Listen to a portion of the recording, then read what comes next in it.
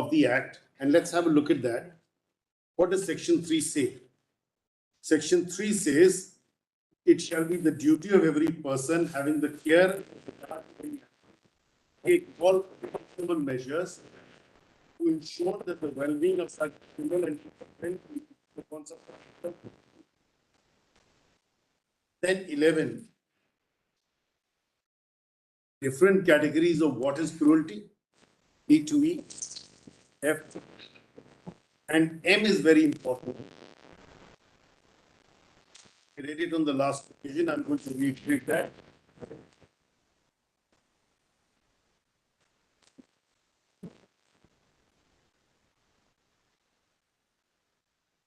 Solely with the view to providing entertainment, confines, or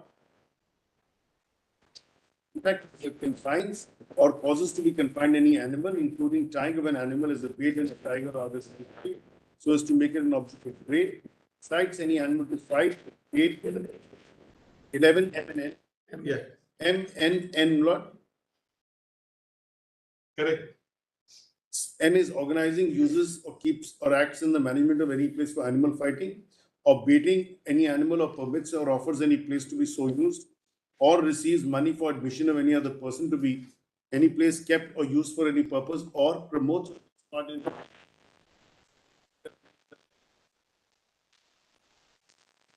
punishment. What is also important is, my lordship comes back to L. Mutilates any animals or kills any animal, including stray dogs, by using the method of strychnine injection in the heart or any other unnecessary cruel manner. So, while the legislation recognizes that there are going to be instances, as we have referred to on the previous occasion in Chapter 4 on experimentation, the legislature says you will not act in terms of any cruelty, and the whole purpose of that is to ensure that the purpose of the legislative entry and the purpose of the Act is met. Now, when we look at these legislations, one of the things your lordship is going to look at is the legislation is to enhance or protect the interrelationship of men, animals, and nature. And that is what the purpose of this legislation, that is the purpose behind the constitutional provisions. In this context, as I said on the last occasion, we had the Wildlife Protection Act itself also, which came in.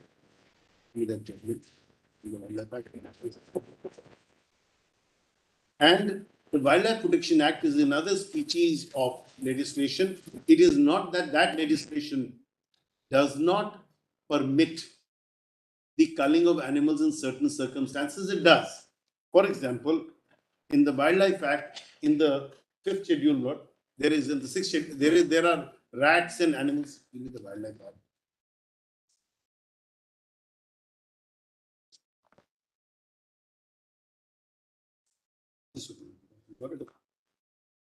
I'm not, if your lordship just sees for a moment, in the Wildlife Protection Act, there is the schedule.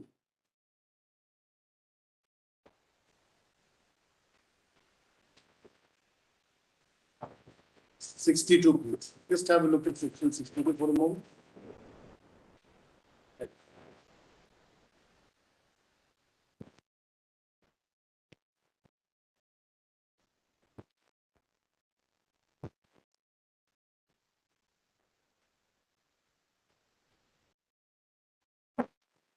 Section 62. Declaration of certain wild animals to be vermin. The central government may by notification declare any wild animal other than those specified in Schedule 1 and Part 2 of Schedule 2 to be vermin for any area and for such period as may be specified therein, and for so long as such notification is in force, such wild animals shall be deemed to have been included in Schedule 5. Schedule 5, there is which talks about, and please note, Schedule 5 will possibly at page 86 of the Working Act. So, common clause, page 86.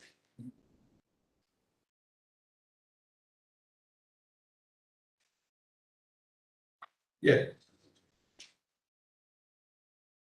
Common crows, fruit bats, mice, and rats. These are permitted, provided there is a declaration, and it has to be area specific and place specific. I'm not, in this case, in this context, there was an issue which came up regarding the trade in ivory before this honorable court, and a 3-judges bench in 2003, 7 SCC, page 589. I've given the list of books. Just please give the book first.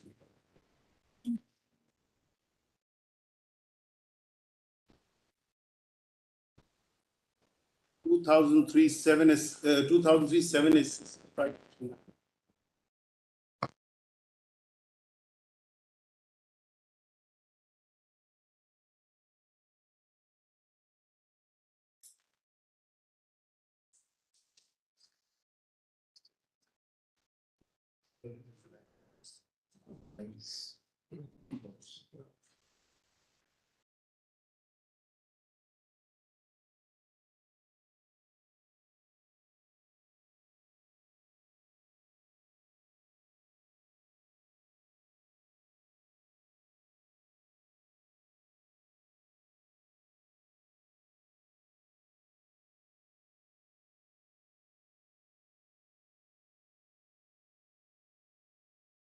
Yes. This bat, crow, they will not be animals under the Not they're animals. protection of prevention of cruelty and will Not not have rights under Article 21. No, not they're animals. They're animals. May I just say this? They're animals. They have The rights. later act, we are saying Yes, 85 Act is a later act. Yes. So animal is not defined as excluding vermin. No.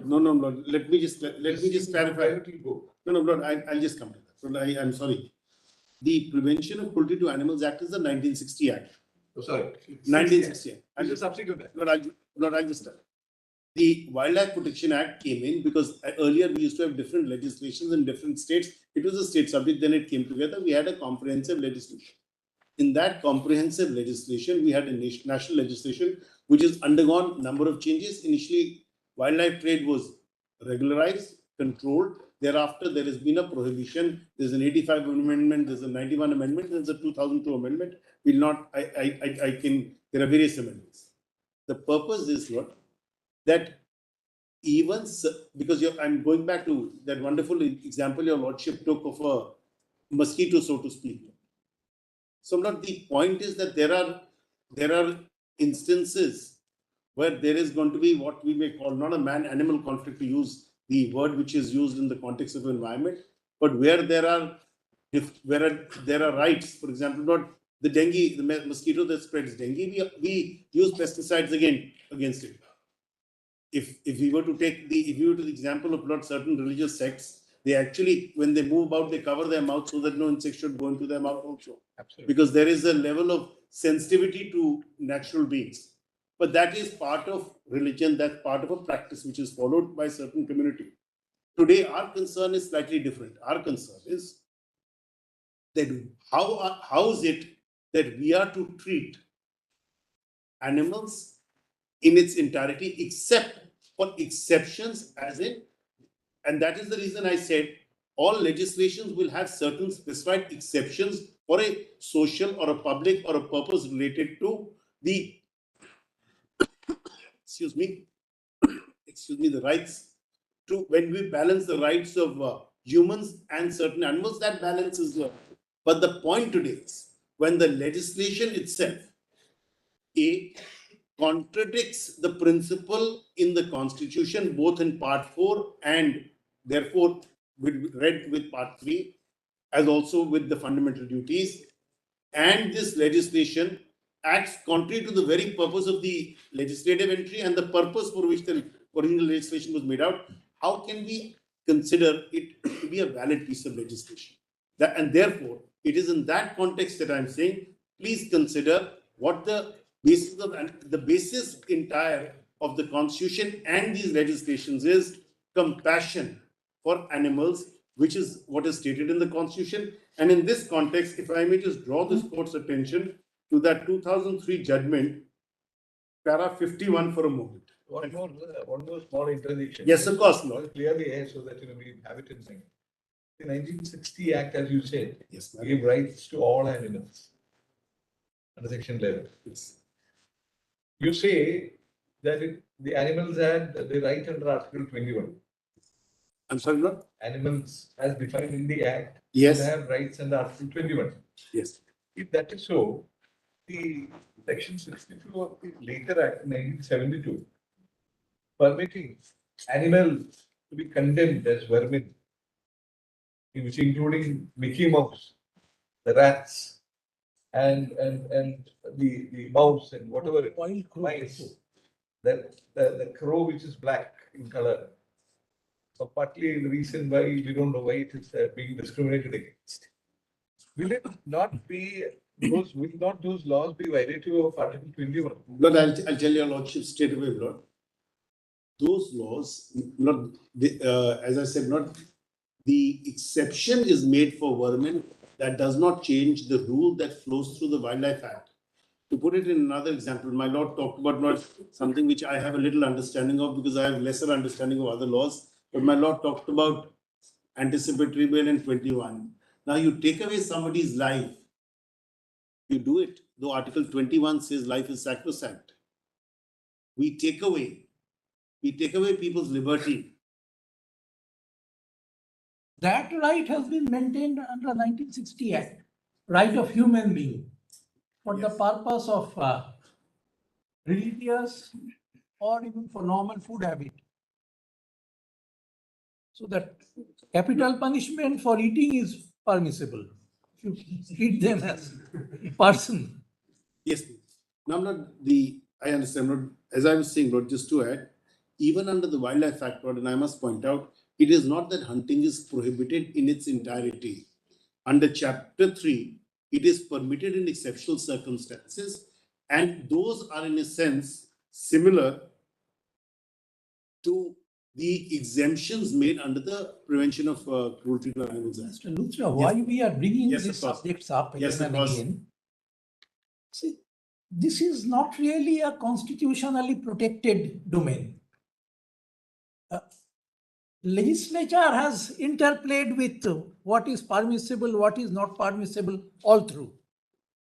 In fact, when Constitution came, we don't think any of these animal protection law, except some in the maybe municipal laws, the scavenger birds, they were protected. In fact, Lord, I must point out, No, listen, there was a legislation since it is maybe- shortcomings, therefore your Lordship, maybe we are- therefore the Parliament got we are it. not wrong. Yeah. Yes. So if the legislature has all along done this categorization about which animal should be totally free from cruelty, where partial cruelty can be there. Now, what is so special about the three legislations you are attacking Yes. that they should be treated as if it is a constitutional I right? completely understand. Lord, I'll tell your Lordship, the distinction has been made.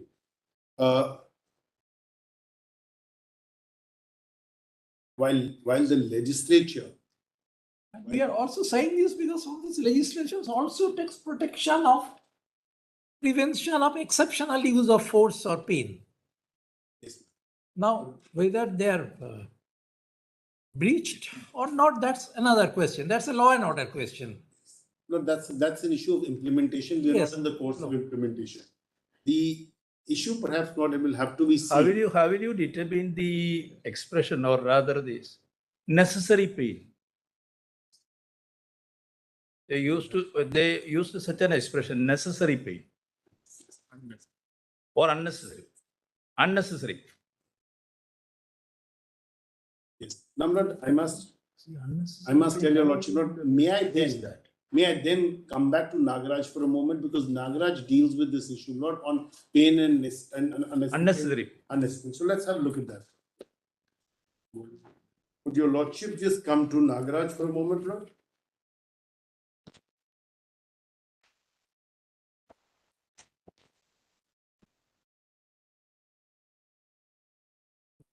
Plans as well. I'm not, please come to, Taken plans as well.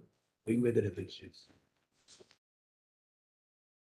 please come to para 32, which is that page 580 of the report. I need to say. We need to tune it a bit.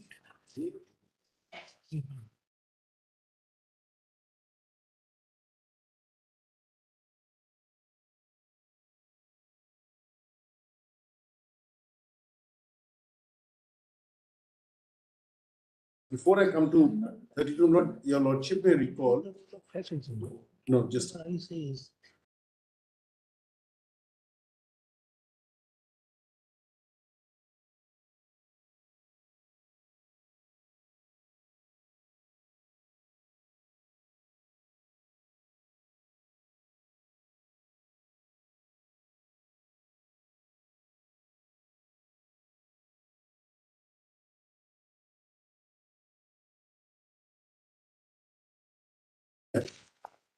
page 559, para 4.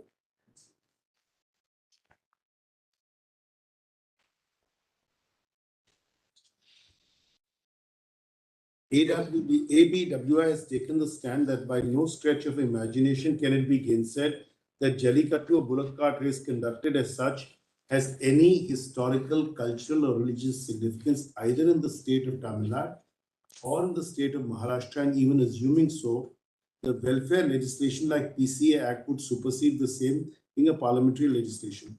AWBI should be, has also taken up the specific stand that bulls involved in Jallikattu, bullock cart race, etc. are not performing animals within the meaning of 21 and 22 of the PC Act, and that the MOEF in any view was justified in issuing the notification dated 11 July 2011, banning the exhibition of bulls or training them as performing animals on accepting the stand taken before this court. Then what para 5 is repugnancy, and 6 is the arguments by the other side saying that there's custom and there's a policy behind it. Now,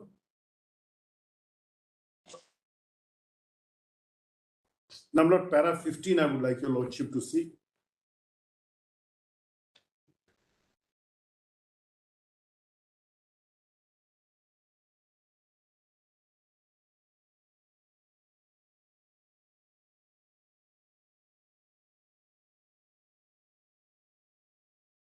Organizers, bull tamers, bull racers, spectators, participants, or the respective states or the central government. Since we are dealing with a welfare legislation of a sentient being over which human beings have domination, and the standard we have to apply in deciding the issues on the hand is the species' best interest, subject to just exceptions out of human necessity. Number para 16 to 18 is the behavioral aspect. I won't trouble your lordship with that. I don't want to get into the consequences of the law that's set out in detail in the judgment. Please come straight away to para number 30. 32. In fact, 31 first, probably place 31 and then 30. We have to examine page 580 of the report. That was the examination. We have to examine in the light of the above facts whether the events that are being conducted in the states of Tamil Nadu and Maharashtra are in violation of 311(1)(a), M, 21 and 22 of the PC Act, read with Articles 51(a) and G and H of the Constitution and the notification dated 11 July 2011. The PC Act was enacted even before the introduction of Part 4A dealing with fundamental duties by the Constitutional 47th Amendment Act 1956. Earlier, the then British in India enacted the Prevention of Cruelty to Animals Act 1890 for the human beings to reap maximum gains by exploiting them with coercive methods, with an idea that the very existence of the animals is for the benefit of the human beings. During the course of administering the above mentioned act, many deficiencies were noticed by the Government of India, and a committee was constituted to investigate and suggest measures for prevention of cruelty to animals. Following that, a bill was introduced in Parliament, and ultimately PC Act 1960 was enacted so as to prevent the infliction of unnecessary pain or suffering on animals and to amend the law relating to prevention of cruelty to animals. So, Lord, I'm going to pause here and say, your lordships are testing whether the pain that is to be caused is necessary or not, because the state says it's necessary, and they will have to justify by what means of justification can they say that this is necessary. Is it not a case of trivializing and acting contrary to what the original legislation did? Now, let's read a little further. The PCA Act is a welfare legislation which has to be construed, bearing in mind the purpose and object of the Act and the directive principles of state policy. It is strike law that in the matters of welfare legislation, the provisions of law should be liberally construed in favor of the weak and infirm. The court also should be vigilant to see that benefits conferred by such remedial and welfare legislation are not defeated by subtle devices. The court has got the duty that in every case where ingenuity is expanded to avoid welfare legislations, to get behind the smokescreen and discover the true state of affairs, the court can go behind the form and see the substance of the device for which it has to pierce the veil and examine whether the guidelines or the regulations are framed so as to achieve some other purpose than the welfare of animals.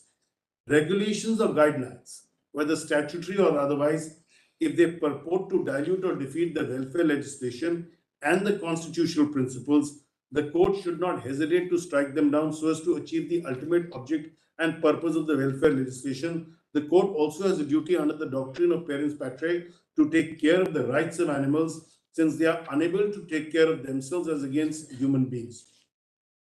The PCA Act, is already indicated, was enacted to prevent the infliction of unnecessary pain, suffering, or cruelty on animals. 3 of the Act deals with duties of person having charge of animals, which is mandatory in nature and hence confer corresponding rights on animals. Rights so conferred on animals are thus the antithesis of a duty, and if those rights are violated, law will enforce those rights with legal sanction. Then Section 3 is extracted. I'm not please turn overleaf. Both the above limbs have to be cumulatively satisfied. Primary duty of the person in charge or care of the animal is to ensure the well-being of the animal. Well-being means state of being comfortable, healthy, or happy. Forcing the bull, keeping the same in the waiting area for a number of hours, subjecting it to scorching sun is not for the well-being. Forcing and pulling bull by nose ropes into the narrow closed enclosure of Wadi Basal, subjecting it to all forms of torture, fear, pain, and suffering by forcing it to go to the arena and also overpowering it at the arena by the bull tamers are not for the well-being of the animal. The manner in which the bull tamers are treating the bulls in the arena is evident from the reports filed by the AWBI. Forcing the bull into the Wadi Vasal and then into the arena by no stretch of imagination can be said to be for the well-being of such animals. Organizers of Jallikattu are depriving the rights guaranteed to the bulls under Section 3 of the PCA Act. Sadism and perversity is writ large in the actions of the organizers of Jallikattu, and the event is meant not for the well-being of the animal, but for the pleasure and enjoyment of human beings, particularly the organizers and spectators. Organizers of Jallikattu feel that their bulls have only instrumental value to them, forgetting their intrinsic worth.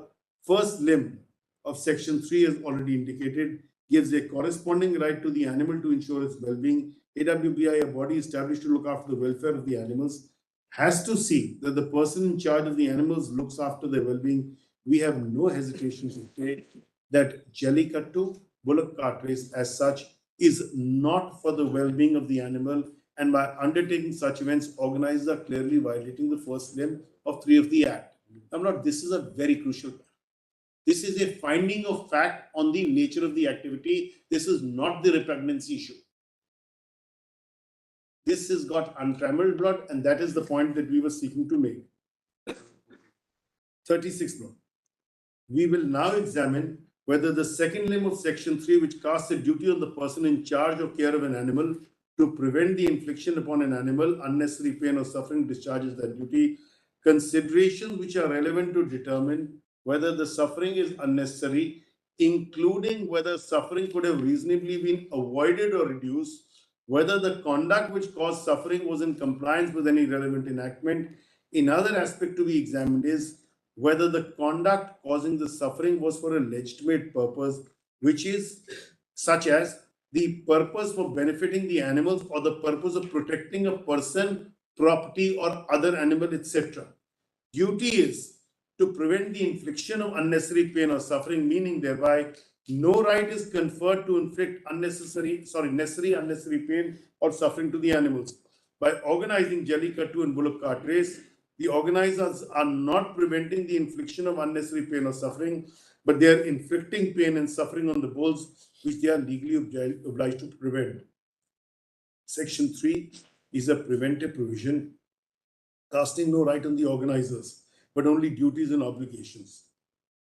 Section 3, as already indicated, confers corresponding rights on the animals as against the persons in charge of care as well as AWBI to ensure their well-being and be not inflicted with any unnecessary pain or suffering. Jallikattu or bullock cart race from the point of the animals is not an event ensuring their well-being or an event meant to prevent the infliction of unnecessary pain or suffering. On the contrary, it is an event against their well-being and causes unnecessary pain and suffering on them. Hence, the 2 limbs of 3 of the PC Act have been violated while conducting Jallikattu and bullock cart race. Lord, please come to just para 40, Lord.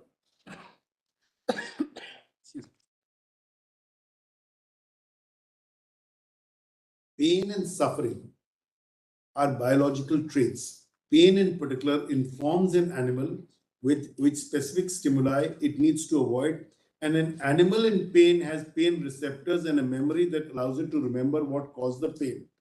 Lord, please come to 41, Doctrine of Necessity. 11.3 carves out exceptions in 5 categories of cases mentioned in 11.3a to E, which are as follows. Lord, nothing in this section should apply to the dehorning of cattle or not castration. I've read these to your lordship earlier, so I don't need to repeat that. Exceptions are incorporated.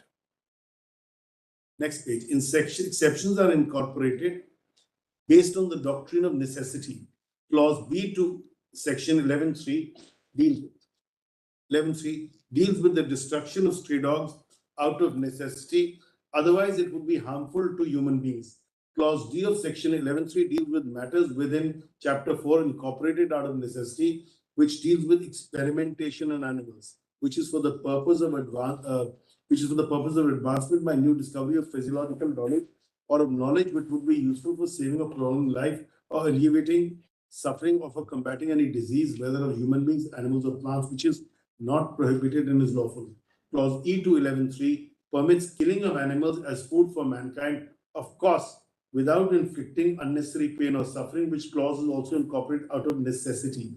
Experimenting on animals and eating their flesh are stated to be 2 more major forms of speciesism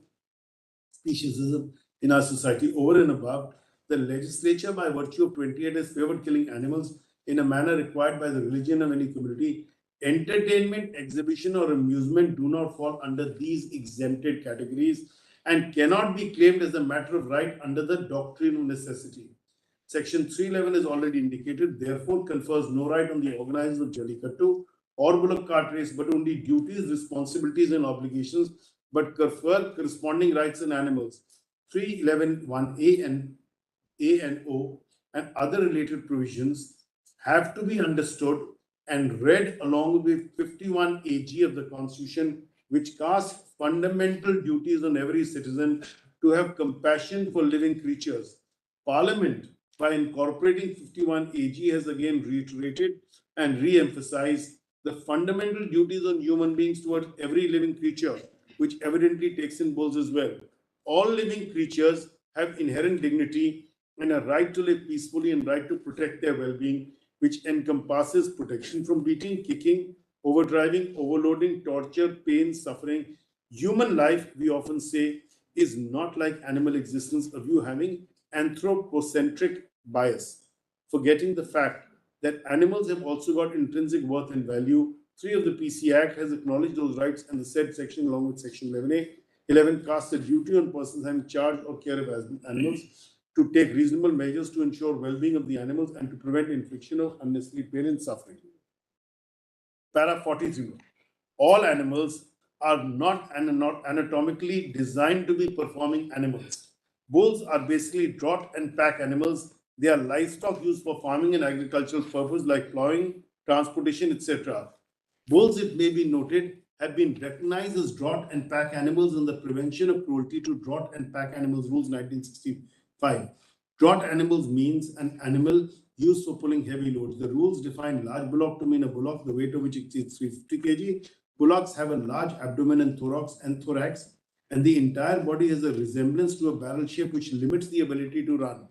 Bulls also have limitations in flexing joints and rigid, heavily built body and limited flexion of joints do not favor running faster. Due to the body constitution, the Prevention of Cruelty to Animals, Transport of Animals on Foot Rules 2001, especially Rule 11 says that no person shall use a whip or a stick in order to force the animal to walk or to hasten the pace of their walk. Bulls, it may be noted, are cloven-footed, two-digit animals, and two-digit in each leg can comfortably bear weight only when they are walking, not running. Horse, on the other hand, is a solid-hoofed, plant-eating quadruped with a flowing mane and tail, domesticated for riding and as a draught animal. Horsepower, as we call it, is an imperial unit of power equals to 550 foot-pound per second. Horse's anatomy enables it to make use of speed and can be usefully used for horse racing, unlike bulls. Bulls, therefore, in our view, cannot be performing animals, anatomically not designed for that, but are forced to perform, inflicting pain and suffering in total violation of 3 and 11(1) of the PC Act. Chapter 5 of the PC Act deals with performing animals. Section 22 places restriction on exhibition and training of the animals, which reads as under. I'm not the point I seek to make this. These are scientific findings which have Tamil Nadu. They have not been untouched, and the amendments do not take into consideration these scientific findings.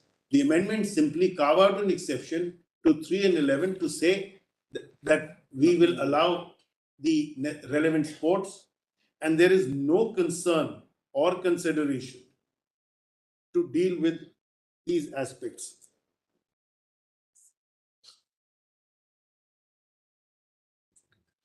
Now, Lord, kindly just see 48 and 49 for a moment.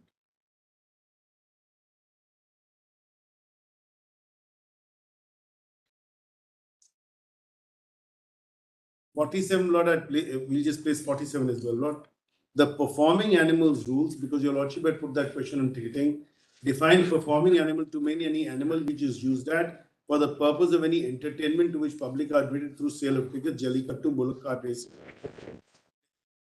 Without sale of tickets, and hence 22 of the Act would not apply. So also the notification dated 11 July 2011, we find no substance or logic in that submission. It may be noted that when a bull is specifically prohibited to be exhibited or trained for performance, the question whether such performance, exhibition, or entertainment is conducted with sale of tickets or not is irrelevant from the point of application of 3 and 11(1) of the PC Act. Then, Lord, 48, just read the portion below the provision quoted.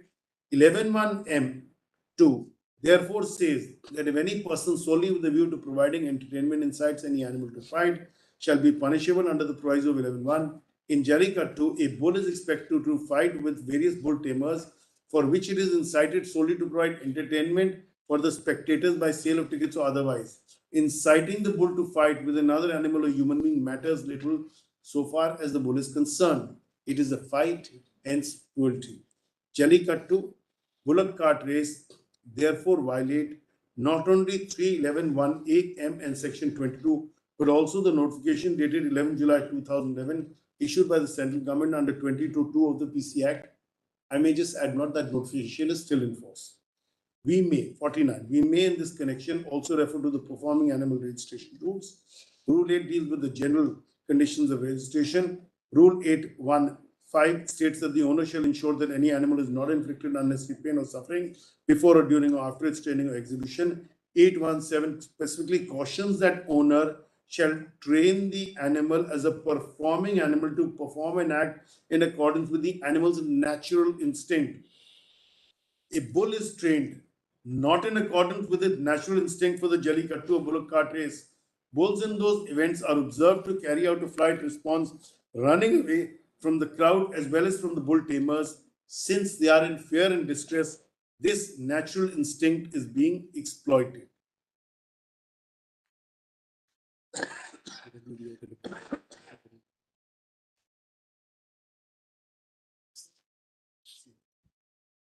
But in fact, there was an affidavit at that state filed at page para 50, and the relevant portion is from the AWBI. Please see the quoted portion. I affirm on behalf of the Animal Welfare Board of India that Jallikattu is indeed an extremely cruel and barbaric sport in which bulls are forced to participate, are brutalized and subjected to unnecessary pain and suffering. Surrounded by huge crowds of screaming, shouting people intent upon them, cruelly subdued and overpowered, regardless of what they endure, the bulls are subjected to terrible acts of cruelty, then Lord, beaten, kicked, chili powder, etc., rubbed into the eyes. All of this, I don't want to just come to the italicized portion. Just 3 lines above that. By no stretch of imagination can bulls be termed as performing animals or trained for the sport. In fact, what occurs during the event is that the participating bulls are forced to endure unnecessary pain and suffering beyond measure. It is for this reason that the answering respondent had represented to the central government that this barbaric prehistoric event masquerading under the guise of sport be banned. Then not there is more about the other act. I won't trouble. Siddharth, our request. After the amendments are made subsequent to this judgment which you are reading to us, all the 3 states are very conscious. Section 3 of the Act, Substantive Act, is 60. They have come out with rules. Taking Section 11 and Section 3 put together, cruelty is defined. Yes. And how the safety of animal can be there. Yes. They have prescribed certain rules. Yes. Now, this is a balancing between the two. There should be no cruelty. At the same time, they may continue with their long festivals and traditions they are following in the respective states. Now, our question to you is, when this court was examining this judgment which you read to us, what were the rules? Is the rules as the state have now come forward prescribing in the respective states? The same rules were there at a given point of time under the 60 Act? Not what they did was when they, no, Lord, I must tell your Lordship, under the 60 Act, these sports were not permitted. Then they come in with the state amendment, the TNRG Act, not which the state law comes in. And essentially, I've got that comparison. It's not really similar. There's no real, just keep all the 3 states took assent from the president. No, Lord, I'm sorry, Lord. All the 3 states with their state amendment took assent from the president. Yes, Lord. And for the safety and other purpose of the animals, they have come out with their rules. Yes. As to how it has to be implemented and regulated. Yes. And those are not, if I may say so, what was dealt with in Nagaraj and what is now sought to be brought in as so-called safety measures is really similar. Not there is no real change. It's just that now the path is a little different. It's a little more sophisticated, but sophistication may not alone save it, Lord, because the question will be, and this is another issue which your Lordship will deal with. What was placed before the president? Were these issues placed? Because that aspect, while President assent is one issue, not, but that aspect your Lordship will look at and see. They have only given us one document, and I'll just show your Lordship that one document they've given us. Just show that one document, because we have tried to understand as to what was placed. All they do is for Maharashtra, and I'll just give your Lordship the page number. The convenience compilation by Maharashtra, annexure A11 at page 38, just says that, just as the letter saying, state government's letter on the subject to return to authenticated copies with the president's assent, nothing mentioned.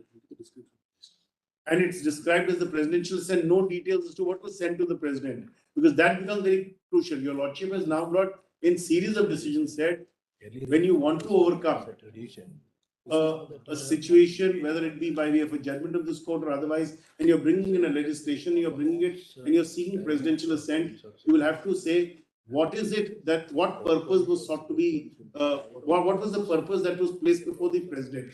And that aspect is completely silent on that.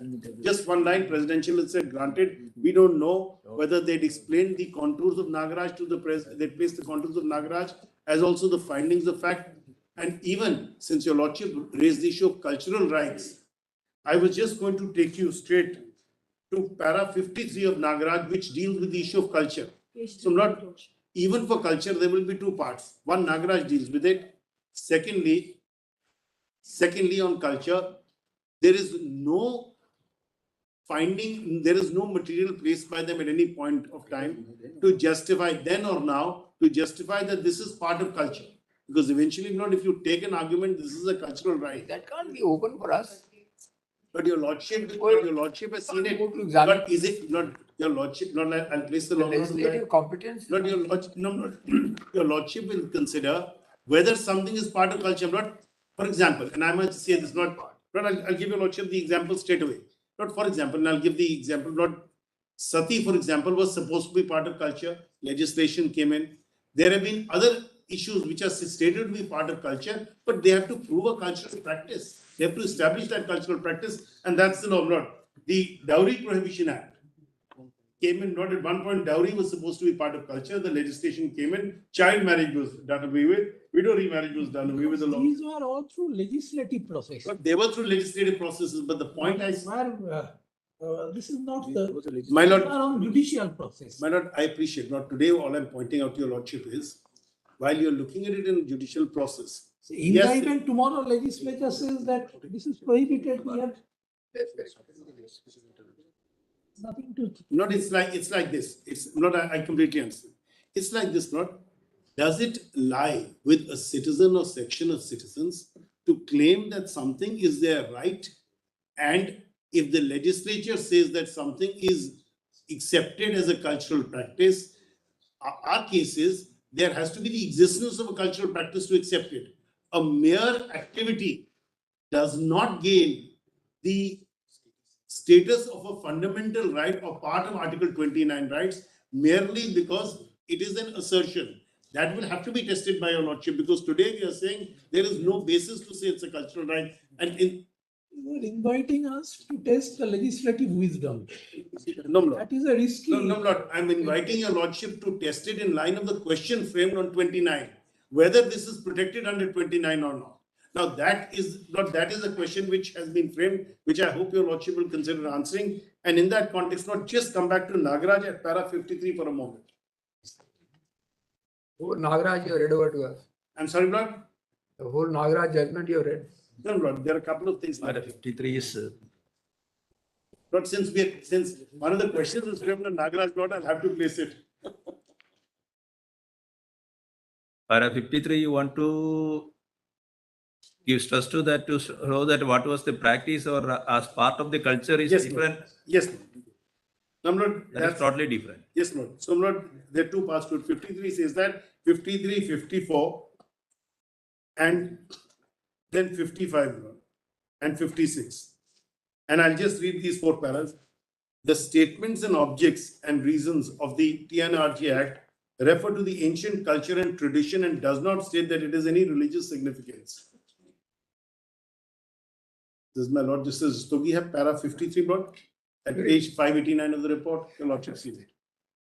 Even the ancient culture and tradition do not support the conduct of Jallikattu bullock cart race in the form in which they have been conducted at present. Welfare and well-being of the bull is Tamil culture and tradition. They do not approve of infliction of any pain, suffering on the bulls. On the other hand, Tamil tradition and culture are to worship the bull, and the bull is also considered as the vehicle of Lord Shiva. Yeru Tazu in Tamil tradition is to embrace bulls and not overpowering the bull to show human bravery. Jallikattu means silver or gold coins to the bull's horns. And in olden days, those who got the money to the bull's horn would marry the daughter of the owner.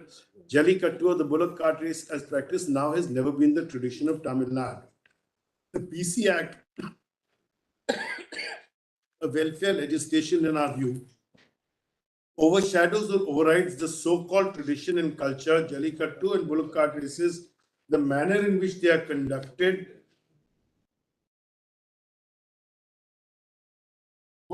Yes, Lord. Yes, Lord, I was saying Jallikattu and bullock cart races, the manner in which they are conducted, have no support of Tamil tradition or culture. Assuming it has been in vogue for quite some time, in our view, the same should give way to their welfare legislation like the PC Act, which has been enacted to prevent infliction of unnecessary pain or suffering on animals and confer duties and obligations on persons in charge of animals. Of late, there have been attempts at certain quarters to reap maximum gains, and the animals are being exploited by human beings by using coercive methods and inflicting unnecessary pain for pleasure, amusement, and enjoyment. We have a history of doing away with such evil practices in society. assuming such practices have the support of culture and tradition as tried to be projected in the TNRG Act. Salmon states that custom is the embodiment of those principles which have commended themselves to the national conscience as to the principles of justice and public utility.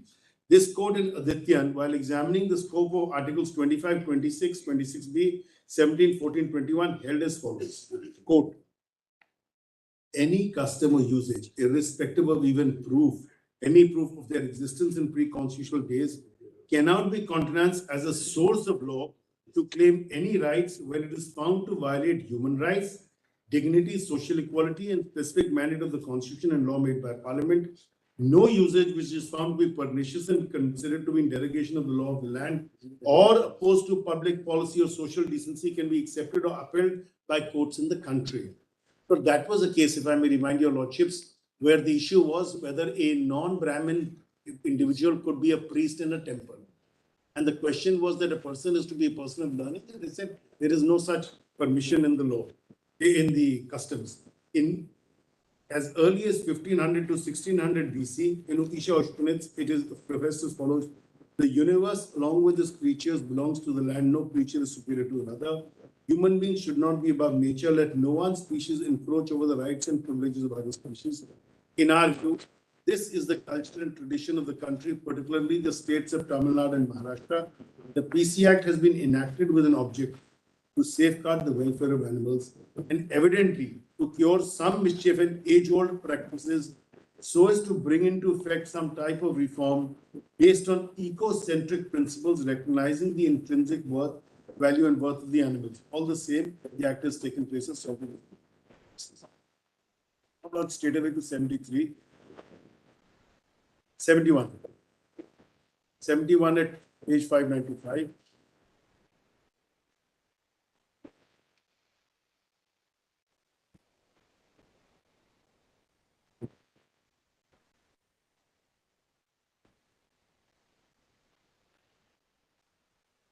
We have, however, a lot of avoidable non-essential human activities like bullock cart race, Jallikattu, etc., both thinking that they have only instrumental value are intentionally used, though avoidable, non-essential human activities, ignoring welfare of the bull solely for human pleasure. Such avoidable human activities violates rights guaranteed to them under 3 and 11 of the PC Act. AWBI expert body has taken up the stand that events like Jallikattu, bullock cart race inherently involve pain and suffering, which involve both physical and mental contradiction, distress. And Lord, there's a quotation from a judgment from a book which says, single worst thing you can do to an animal emotionally is to make it afraid. Fear is so bad for animals, I think it is worse than pain. I always get surprised looks when I say this. If you give most people a choice between pain and fear, they'd probably pick fear. Both anxiety and fear therefore play an important role in animal suffering, which is a part and parcel of events like Jallikattu, bullock cart race. Now, not the right to life argument, 72. Every species has a right to life and security subject to the law of the land, which includes depriving its life out of human necessity. Article 21 of the Constitution, while safeguarding the rights of men, life has been good. And any disturbance from the basic environment, which includes all forms of life, including animal life, which are necessary for human life, fall within the meaning of 21 of the Constitution. So far as animals are concerned in our view, life means something more than mere survival or existence or instrumental value for human beings, but to lead a life with intrinsic worth, honor, and dignity. Animals' well-being and welfare have been statutorily recognized under 3 and 11 and the rights framed under the Act. Right to live in a healthy and clean atmosphere and right to get protection from human beings against inflicting unnecessary pain or suffering is a right guaranteed to the animals under 311 of the Act, read with 51 AG. Right to get food, shelter is also guaranteed right under 311 and the rules framed thereunder, especially when they are domesticated. The right to dignity and fair treatment is therefore not confined to human beings alone, but to animals as well. The right not to be beaten, kicked, overridden, loaded is also right recognized by 11 read with 3. Animals also have a right against human beings not to be tortured and against infliction of unnecessary pain or suffering. Penalty or violation of these rights are insignificant since laws are made by humans. Punishment is not commensurate with the gravity. Hence, being violated with impunity, hence the necessity of taking disciplinary action, etc. 73. Jallikattu and other forms of bull's race, as the various reports indicate, cause considerable pain, stress, and strain on the bulls.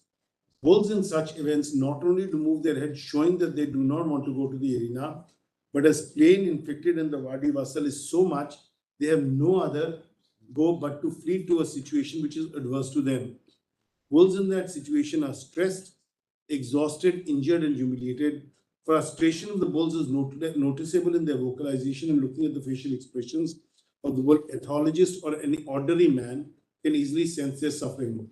Bulls otherwise are very peaceful animals dedicating their life for human use and requirement, but they are subjected to such an ordeal that not only inflicts serious suffering on them, but also forces them to behave in ways they do not behave, force them into the event which does not look like, and in that process, they're being tortured to the hilt. Bulls cannot carry the so-called performance without being exhausted, injured, tortured, or humiliated. Bulls are also intentionally subject to fear, injury, both mentally and physically, and put to unnecessary stress and strain for human pleasure and enjoyment, and that to a species which has totally dedicated its life for human benefit out of necessity. Sorry. We are therefore of the view that 21 and 22 of the PC Act and the relevant provisions have to be understood in the light of rights conferred on animals under 3 read with 11(1) A and O and Article 51 G and H, and as so read in our view, bulls cannot be used as performing animals for Jallikattu and bullock cart race, since they are basically draught and pack animals not anatomically designed for such performances. Lord, this was the essence of the Nagaraja judgment. And our submission is Nagaraj recognizes the right of animals to be kept in a safe environment. It says it's definitely a right by legislation, but it then relates the legislation to constitutional provisions. And my respectful submission, I don't need to, it's like taking coal to Newcastle, but just two illustrative decisions, Lord, on directive principles to be read into fundamental rights. I just place those two decisions. One is Minerva Mills and a few paras, Lord, of state that Gujarat, Mirzapur, Moti, Qureshi, Kasar case. I'll just come to Lord 2005 8 SCC 534 because that will cover the Minerva Mill principles. It's See, as a principle, directive principle and fundamental rights are interrelated, or directive principles may be on a higher plane sometime. That we have no problem in yes, Lord. accepting. Yes, Lord. But So, Lord, the context. 51AG is also clear. Yes, Lord. Article 21, is there any other precedent? Lord, Was there any debate in the Constituent Assembly that this shall extend to the animals or anything like that? Or is it coming here for the first time? But if I may say so, Lord, we had in the constitution really the provisions regarding the protection of cow progeny. That to that extent there was a debate. Lord. To that extent there was a debate in relation to. No, cow protection, then it went into directive That was there. principle. That was there. Now, Lord, the only thing that your Lordship will see is in this decision, because this Mirzapur case interestingly deals with cows and cow progeny, Lord, and this was, your Lordship recalls that case in relation to slaughter, Lord, and the animal preservation. Is there any authority before this in which it has been held that an animal is entitled to protection under Article 21? But I would say, but not really from the Supreme Court. There are a number of High Court decisions prior to this, and then there are subsequent decisions also which have followed Nagaraj.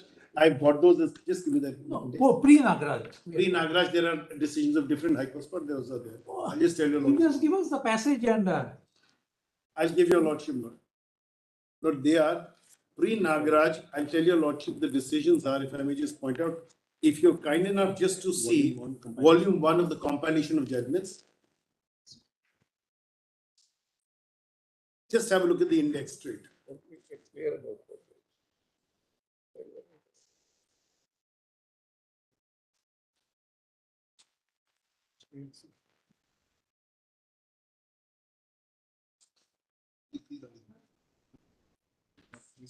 Because if Article 21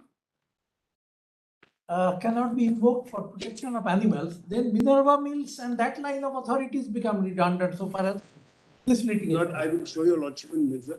I'll show your lordship. There's some passage in Mirzapur Motikasa which will be important, but we'll come to that. That's why I'm saying this follows Minerva. But your lordship put a question to me. Please see the index, Lord. Serial number 10 onwards, volume. Serial number 10 in the index, Lord. Just have a look at the index. Compilation of judgments. Yes. Lord, serial number 10 onwards. This is Lord, the decision, Lord, Gujarat High Court 2012.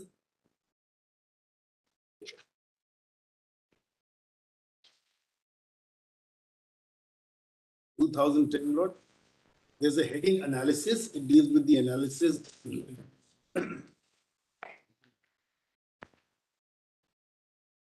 At page 472 of the compilation.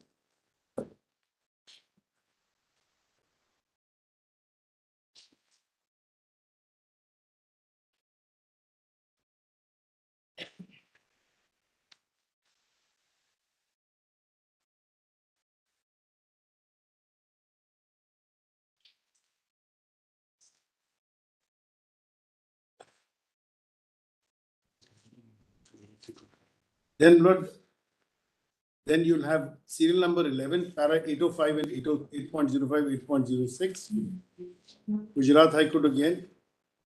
No, this Yes. analysis, what is the 21 point? Lord, Article there's 21.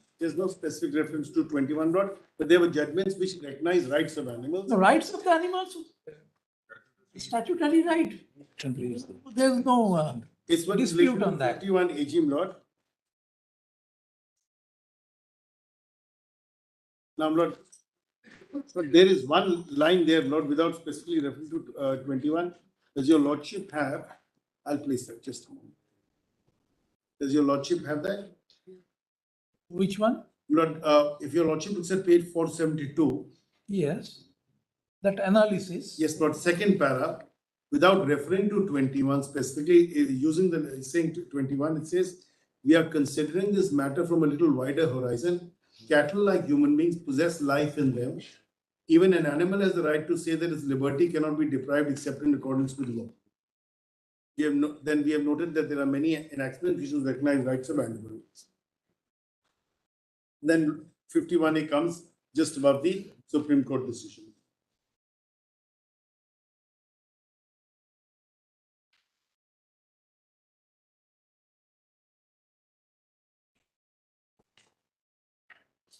On 21, there is no authority really before this. No, Lord, if I may just say, not specifically referring to 21, Lord, there will be again at 482 passages not regarding birds, 805 and 806.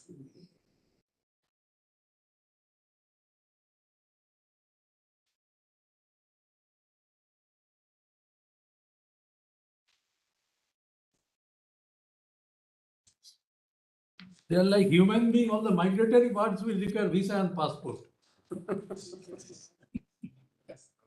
And then, my Lord, there will be the judgment. There's not 805, 806, and my Leonard, please point out 811. No, 811 is on the definition. Yes, Lord. 811, Lord, about the sixth line from the top.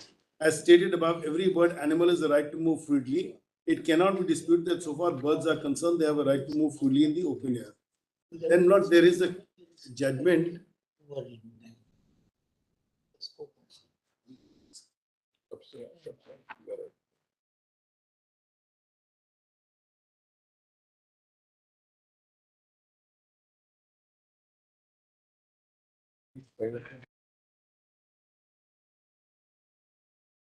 Yes, for judgment is also there. Lord, this is Kerala, Lord, which your lordship will see.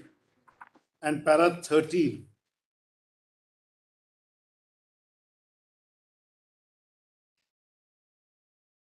Before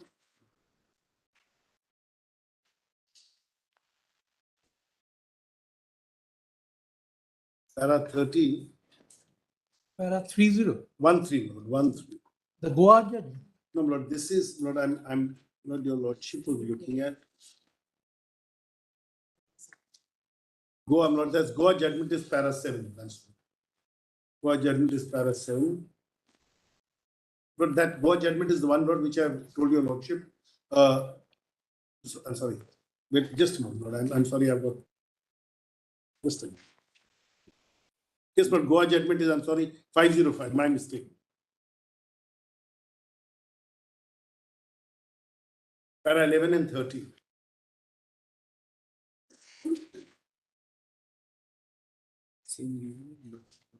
Same reasoning, Lord. Para 11 talks about cruelty at page 509. Para 13 talks about bullfights and how they are cruel and how animals are injured and have to be put to sleep because of this. This is in the context of bullfights. And please see 21, Lord, para 21 of this judgment, the Goa judgment.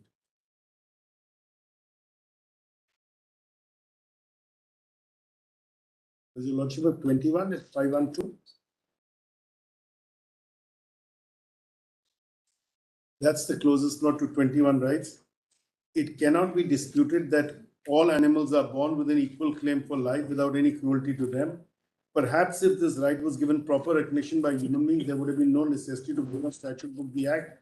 Unfortunately, even though the Act has been brought in force, there still appears to be lack of courage or negligence, and therefore, in our considered petitions are justified in making a grievance of the same. So, Lord, that is the closest where it talks about. All of them will mention the life, the right to live with dignity of animals, but they don't specifically refer to 21. But to that extent, 21 is referred. But one more thing, my learned colleagues want me to place is 497, the NR Nair judgment, para 13 at 497. No person should be deprived of his life.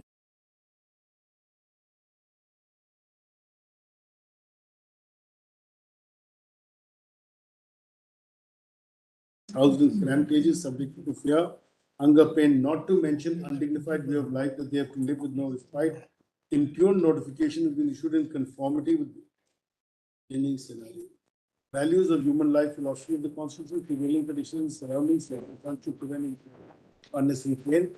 Though not Homo sapiens, they are also entitled to dignified existence and inhumane treatments, from cruelty and torture. This has been upheld by the Supreme Court at page 499.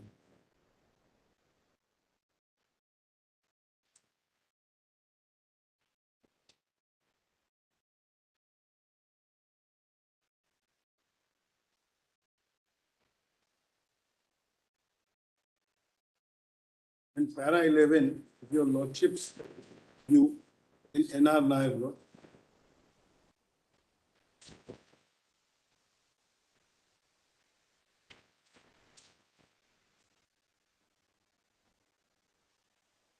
Para 11 at 503, and if your Lordship looks at classical C, that apart, it is the welfare of animals which is of paramount consideration. And it is only if the government is satisfied on the basis of materials that unnecessary pain or suffering is inflicted during the course of training at the time when it is exhibited that it needs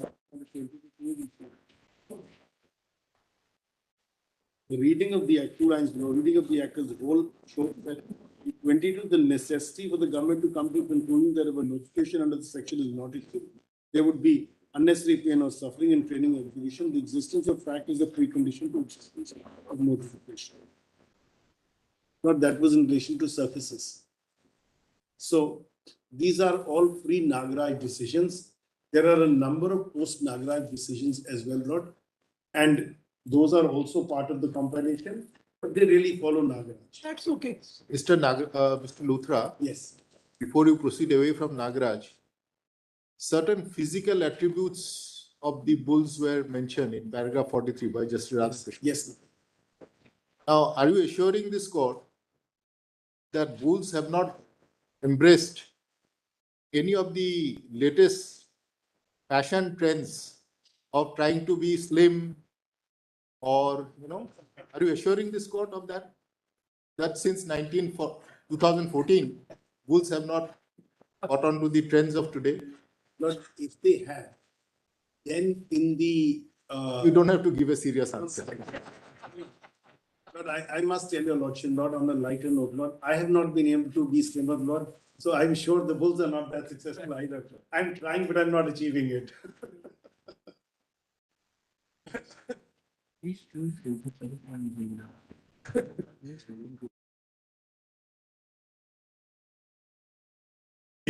Five 34 decision, Lord, which is at page 177 of the compilation. Just 1 minute. The Prevention of the PC Act, ACA Act 1960, it defines animal to A. It means any living creature other than a human being. Yes, Other than a human being. yes, my lord. And now come to Article 21. Yes, my lord. No person shall be deprived. And the next word, his life. Yes, my lord. So, do you mean to say that his should be taken as the life of these animals also? How will you connect this with, especially in the light of the definition to A? No, Lord, therefore the argument. It means a human being totally excluded. And now 21, how you will Lord, in fact, Lord, but Lord, I appreciate what your lordship says, Lord. because it only says no person shall be deprived of his life or liberty, except in accordance according to the procedure established by Very law. true, Lord. How How we correlate the two? Lord, the answer is, to my mind, not very straightforward. By an interpretative process, your lordships have recognized the personhood of animals. It is not that your lordship says that animals are meant only for the use of human beings. There is a line of use as culminated in Nagaraj that we have changed from an anthropocentric, that is the human-oriented approach of legislation, of looking at of environment, of looking at animals, looking at wildlife, to an ecocentric approach where we look at the focus of what is to say that they got a right under section 3 of this act, that's something different. But how will you put it under 21? that we are bringing in through, that we seek to bring in through, so the purpose of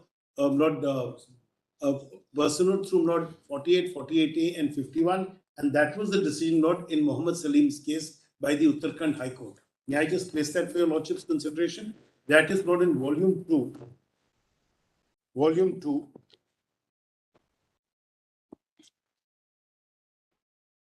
Serial number 18.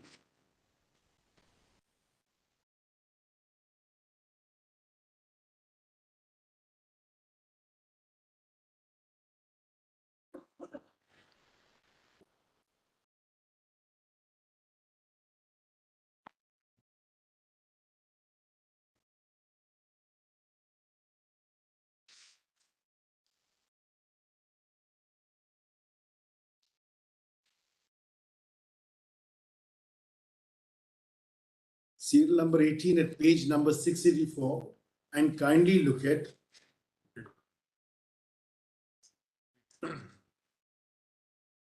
the relevant page being, my lord,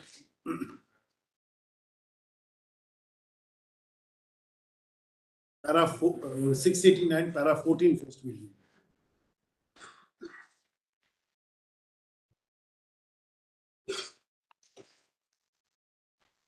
(688) para 14. Not para 14 at 688.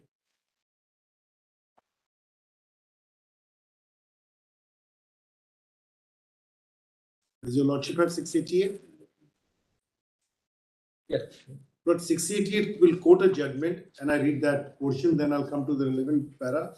In 2004, volume 4, SCC 146, their lordships of Honorable Supreme Court in the case of Shiromani Gurdwara Prabandhak Committee Amritsar versus Shri Somnath Das have held that the concept juristic person arose out of necessities in the human development. Recognition of an entity as a juristic person is for subserving the needs and faith of society. Then Lord, it quotes para 11, and I will bring your Lordship straight away to para number 14 of the quoted portion at page 689 bottom.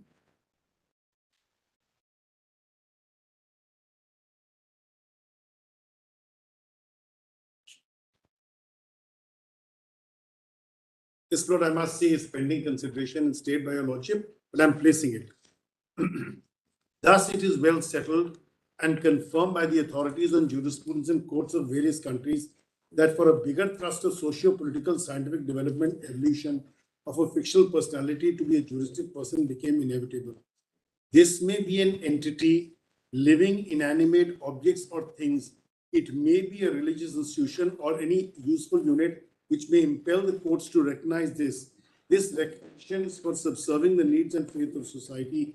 A juristic person, like any other natural person, is in law also conferred with rights and obligation and is dealt with in accordance with law. In other words, the entity acts like a natural person, but only through a designated person whose acts are processed within the ambit of law. But then it gets into juristic persons, idols, etc. These come straight away to para 16. That was the quoted portion of Gurdwara Prabandhak Committee, but para 16 now. With the development of society, where interaction of individuals fell short to upsurge the social development, the concept of juristic person was devised and created by human laws for the purpose of society. A juristic person, like other natural person, is in law also conferred with rights and obligations and is dealt with in accordance with law. In other words, the entity acts like a natural person, but only through a designated person. As the lordships have held in the judgment cited above, that for a bigger thrust of socio-political scientific development, evolution of a fictional personality to be a juristic person becomes inevitable.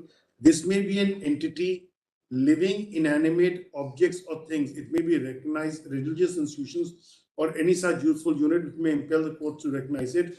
The recognition is for subserving the need and faith of society. Corpus Juris Secundum, Volume 6, Para so-and-so explains the concept of juristic persons, artificial persons thus.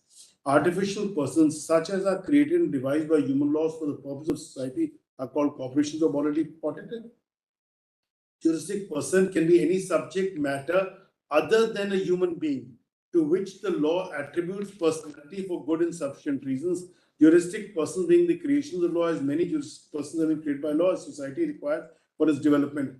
Thus, to protect recognition and faith of societies, rivers Ganga and Yamuna are required to be declared as legal living persons. Lord, I must point out, this decision has been stayed by a Lordship's court. It's pending in another bench, but this is my duty to place that. But it relies upon Shiromani Gurdwara Prabandhak Committee, which said that you can have, in that case, not the Holy Guru Granth Sahib was held to be a juristic person. The point I seek to make is that personhood is no longer limited limited under the Constitution merely to human persons under 21.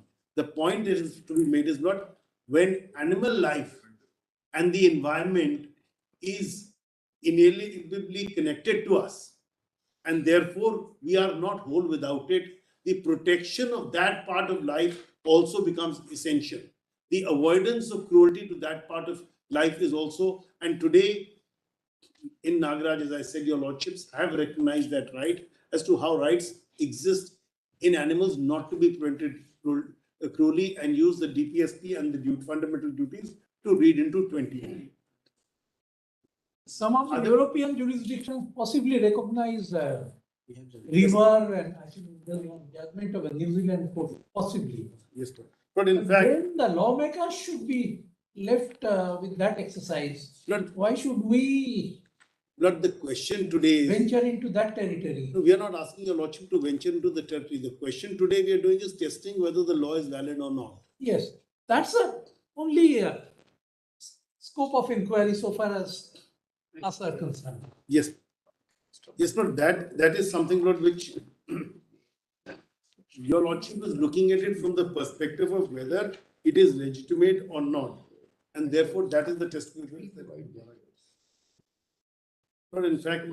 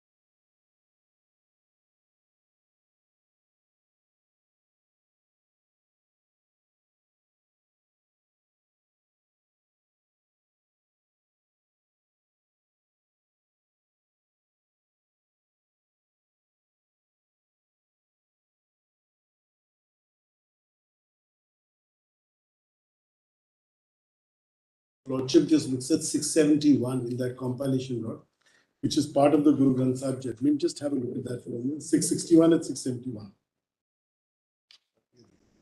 Ganga Yamuna juristic person.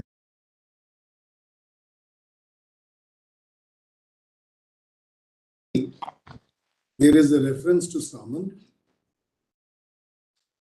and it deals with other than human persons. A legal person, para 16, is any subject matter other than a human being to which the law attributes personality. This extension for good and sufficient reasons of the conception of personality beyond the class is one of the most noteworthy feats of legal imagination. Then overly flawed. Para 17, jurisprudence by pattern says it is already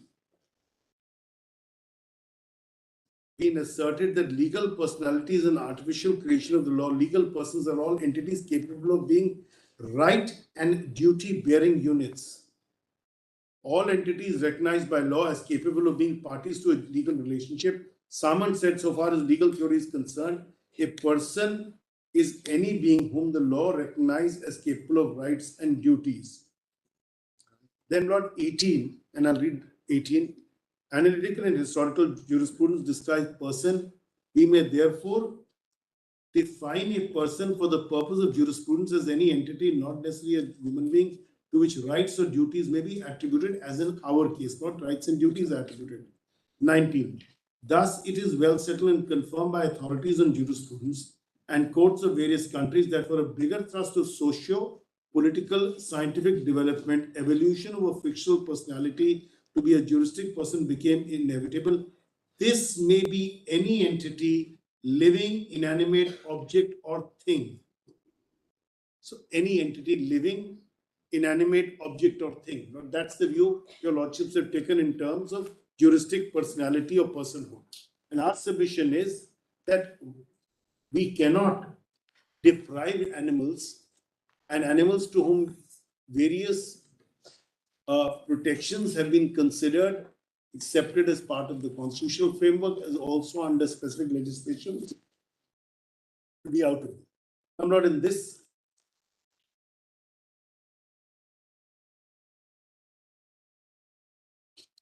Siddharth, I can tell you only one thing, Yes, ma'am. at least for myself.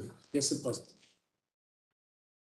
Swami, these all surroundings going on, you are not able to know what is your thrust of submission. Because what I'll tell you myself, after Nagaraj, every state consciously made certain amendments, Yes, ma'am.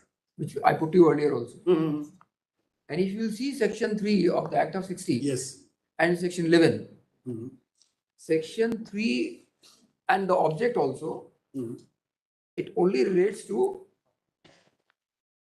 prevention of cruelty to animals. Yes, madam. Okay. Yes, of Now course. come to section 3. Yes. It shall be the duty of every person having the care or charge of any animal to take all reasonable measures to ensure the well-being of such animal and to prevent the infliction upon such animal unnecessary pain or suffering. Yes, ma'am. Now, section 11. Mhm. Certain amendments have been made under section 11 Mhm. under the State Act, Yes, my lord. and to cover up section 3, they have framed certain rules. Yes, ma'am. What preventive measures had to be adopted by respective states in reference to the animals in question for the purpose of their culture and all, to make a balance. And these rules have been framed under the guise of this section Yes, 3. yes, ma'am. But my question to you is that if there is a breach of any rule Mhm. prescribed for maintaining and upholding this cruelty to animal in any culture which they organize or their festival, that is not the question to us. No, that's not the issue. The question to us is such an amendment made, how this provision is unconstitutional? No, that comes. No. So our question to you is, if the state legislature is wisdom balancing to continue with their culture also and the safety of animals also, prevention of cruelty also. So according to you, what is the constitutional, you're questioning the validity of this provision in question? Not two things. But 114. Because Ganga and Jamuna is not going to touch it here. No, Lord. I was responding to the query Yes. as to personal, Lord, since my Lord. We agree with you on the substance. Lord, now the only issue, Lord, here is straight away. Our case is that it's a clear case of arbitrariness. You cannot have an amendment, so to speak, which will nullify the purpose of the main act. Now, Now, yes, would it come to straight, this. not come straight Come to away this to, straight away. come straight away to Kameshwar Singh, Lord, which is 1952. One is, No, Mr. Siddharth, we'll come to judgment later. yes, Don't go 52. Yes. Come hit straight away how this is abuse of discretion with the legislation wisdom exercise. but I'll straight away show you. Your Demonstrate first. Your Lordship's got this chart. As you give it to us. Now, Lord, let's look at this. Now, Lord, kindly see. Demonstrate to us straight away. Come straight. Yes, we have a chart.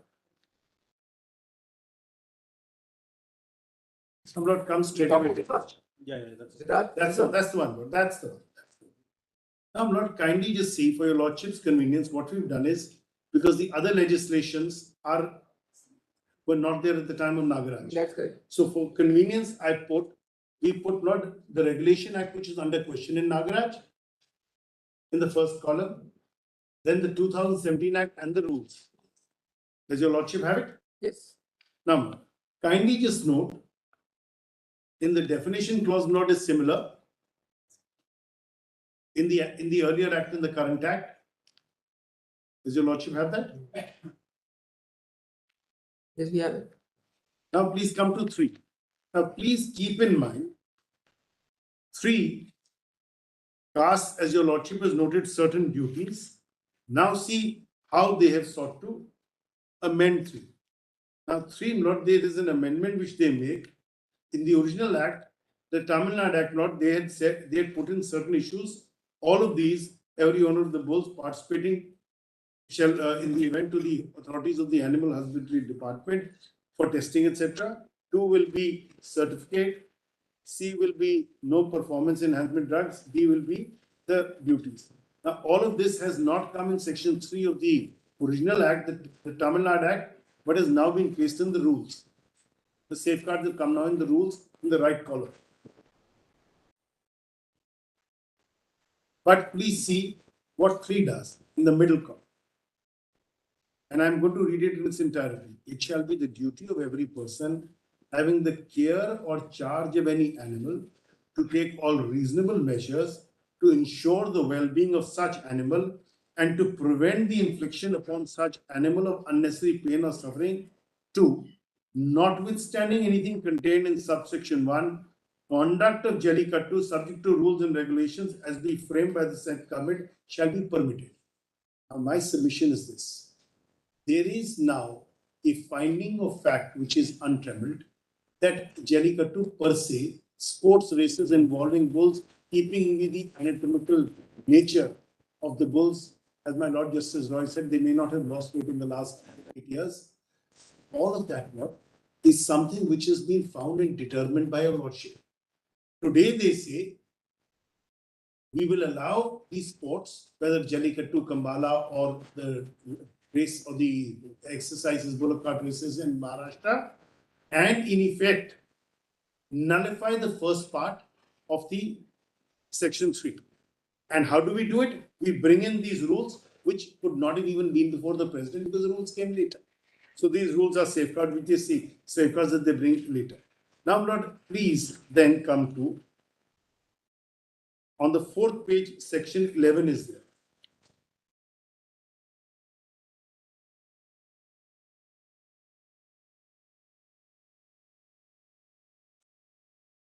Now, in section 11, Lord, they have, those were the exceptions, Lord, section 11. As to section 11.3, what will not be done? Then, Lord, there's 22. And section 11, kindly note overleaf, they will say in italics, F has been added. And I'm just using the Jallikattu example, all others are similar. The conduct of Jallikattu with a view to follow and promote tradition and culture and ensure preservation of native breeds of bulls, as also their safety, security, and well-being. I put it to your Lordship, Lord, the exceptions were specific in the central legislation. And what are they illustrated? Look at B. Destruction of stray dogs in lethal chambers. Extermination of any animal under the authority of law for the time being in force. Not such as the Wildlife Act when you want to cull an animal. Any matter dealt with in Chapter 4, which is scientific testing. E. The commission or omission of any act in the course of destruction of the preparation as food for mankind, unless destruction or preparation was accompanied by the infliction of unnecessary pain or suffering. So, proportionality and necessity, yet you bring in a simple thing, conduct a Jallikattu with a view to follow and promote tradition and culture, ensure preservation of native breeds of bulls, as well as their safety, security, and well-being. Now, the question to be asked is, and also the experience on animals how are you going to is not compare? You say there are bulls which do racing. You say there are bulls which are meant as draught animals and for breeding. What is this exception that you have sought to create? One thing always, the legislature, they understood and recognized the life of a human being, the life of an animal differently. Yes. Say, for example, whether mercy killing is permissible or in the case of human beings. But now, in terms of the common cause, in terms of allowed it to be done, and I must also point out, since your lordship has raised a very important issue, not under the 2002 medical rules, not medical ethics rules, under regulation 6.7, a person who is in a certain brain dead state, vegetative state, a committee of doctors, even under the subordinate legislation, can actually, in effect, take off life support. Not that's regulation 6.7. But then come to 13. Yes, not 13.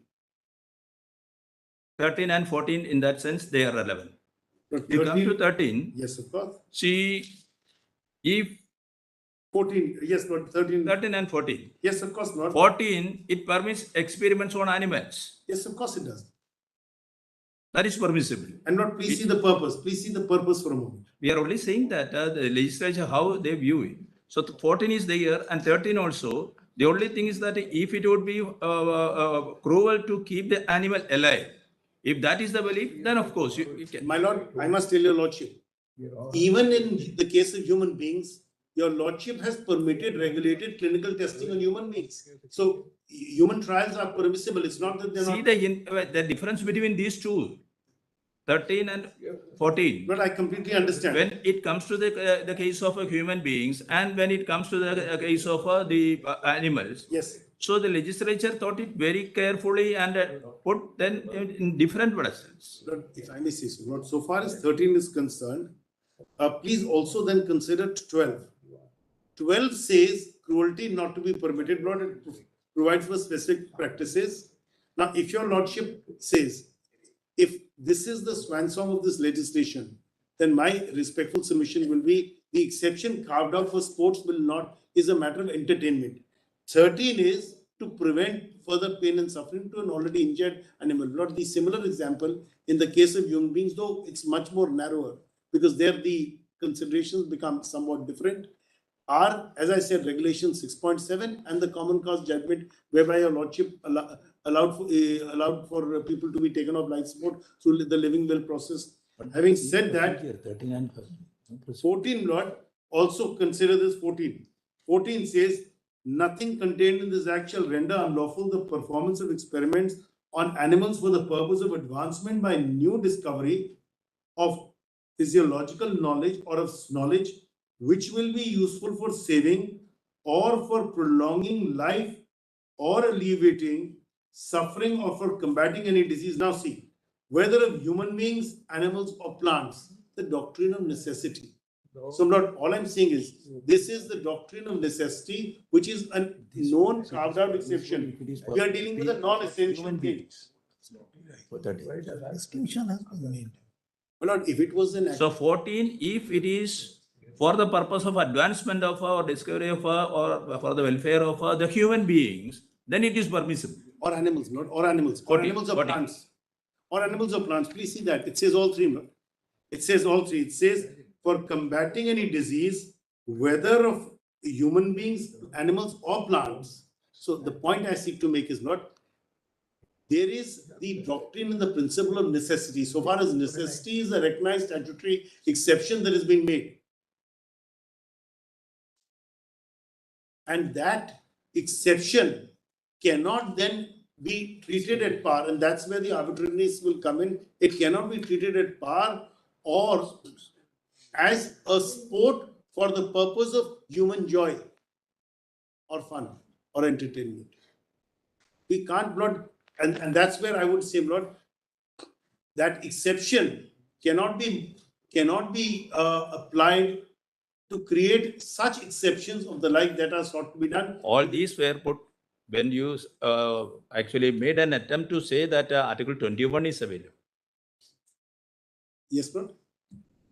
Initially, you attempted to canvass the position that Article 21 is available to animals also. That is why we put all these. Yes, of course. Yes, of course. But I've sought to argue that and place it before your lordship for your lordship's consideration.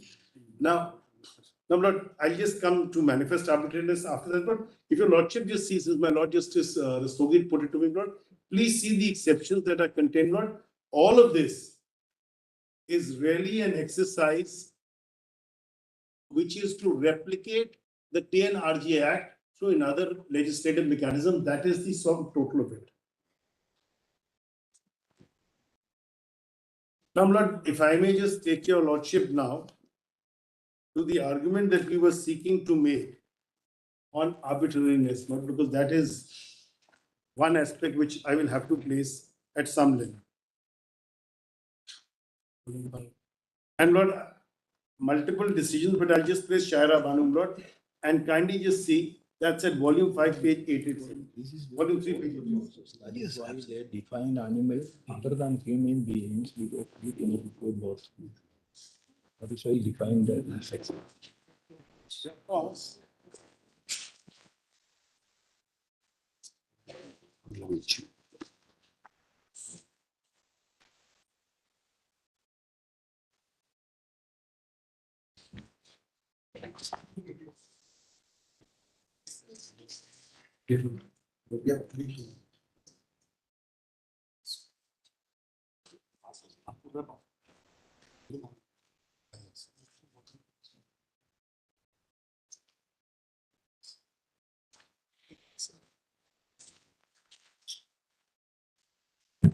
Lord, I will also place before your lordship on before Lord we come to the next part, certain foreign judgments. Lord, there's the monkey case from Ecuador, and there is a quote from in relation to chimpanzees from Argentina. Lord, those we have the relevant paras,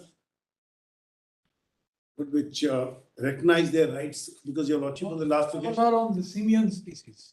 But it's not so far, those are the ones we found. There are others, but the translations were not easily available. So we are not able to decipher what is the ratio of the decision. But we'll place those notes. One is from Ecuador, and one is Constitutional Court of Ecuador, and one is from the Court of Guarantees in Argentina. Now, the point that I have been trying to canvass to your lordships is this. When a legislation talks of cruelty and prevention of cruelty, and the amending acts perpetuate what we state as cruelty, then the two cannot go together. I will just leave with your lordship the one line from Kameshwar Singh, Lord, which is, Kindly repeat the proposition. well, I'll just tell your lordship straight away. When the legislation and the legislative entry talks of prevention and protection against cruelty, we cannot have amending acts which perpetuate cruelty.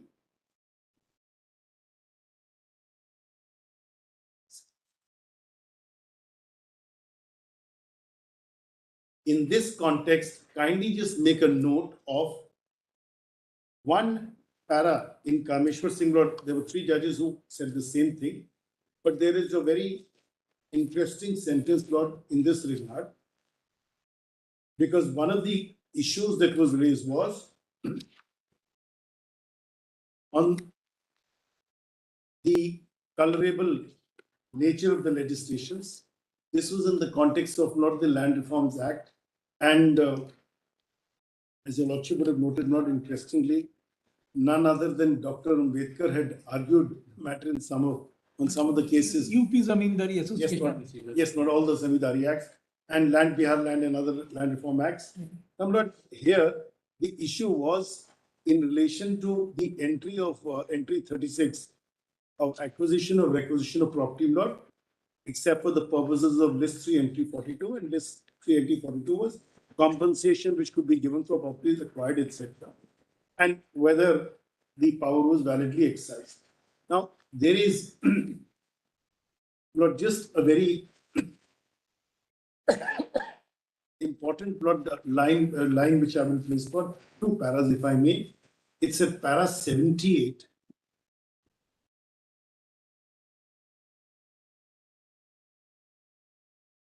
And 80, not one sentence. 78 said, it is by no means easy to impute a dishonest motive to the legislature of a state and hold that it acted malified and maliciously in passing the Bihar Land Reforms Act, or that it perpetrated a fraud on the Constitution by enacting this law. It may be that some of the provisions of the Act may operate harshly on certain persons or a few of the zamindars, and may be bad if they are in excess of the legislative power of the legislature. But from that circumstances does not follow that the whole enactment is a fraud on the Constitution. From the premises that the estates of half a dozen zamindars may be expropriated without payment, one cannot jump to the conclusion that the whole of the enactment is a fraud, or that all provisions as to payment of compensation are illusory. 79. Section 23F, however, in my opinion, is a colorable piece of legislation. It has been enacted under power conferred by legislative entry 42 of list 3. It is well directed, settled that Parliament with limited powers cannot do indirectly what it cannot do directly. In section para 18, the provision herein impeached has not been arrived at by laying down any principle of paying compensation, but in truth is designed to deprive a number of people of their property without payment of compensation. The state legislatures is authorized to pass an act in the interest of persons deprived of property under entry 42. They could not be permitted under that power to pass a law that operates to the detriment of those persons, and the object of which provision is to deprive them of the compensation to a certain extent. Then, my lord, the issue was really this, that you cannot use an entry to nullify the purpose of that entry. Our submission today is, and there are other passages in the Honorable other Judges' Lord views at paras, specific not paras.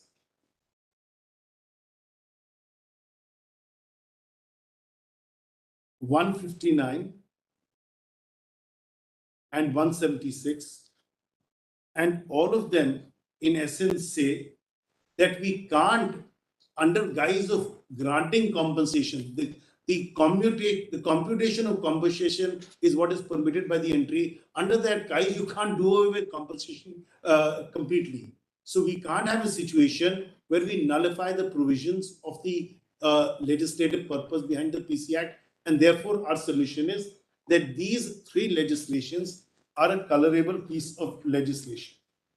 In this context, Lord, kindly just have a look at one more decision, which I would like to place, which is serial number 32 at volume 5, page 1969, Constitution Bench Judgment.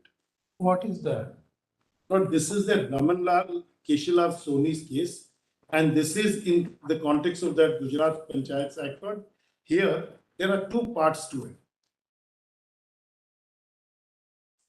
We call it implosive construction. Yes, Lord, I would say implosive, not construction, implosive destruction in the construction.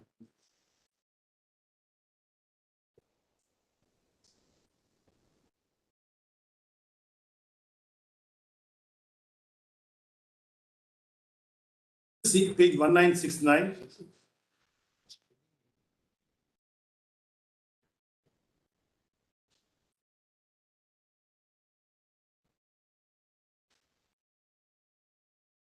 argument is that whatever the provision of the law is there, you are amending it to defeat that very purpose. Yes, but that is not one of the. That is your argument. That is one of the arguments. The second will be to overcome Nagaraj, and I'll just place that part after this. Overcome Nagaraj doesn't have, doesn't the legislature have a Lord, it does, if it does away with the basis of the judgment. jurisdiction by a legislative amendment to overcome the effect of any judgment? It can, but the contours of that has also been described, Lord. Your lordships have made it clear. Extreme example is that Madan Mohan Patel. Yes. Yes, ma'am. Yes, ma'am. Now, Lord, if I may just place this one, Lord, for a moment. Please just come to 1991.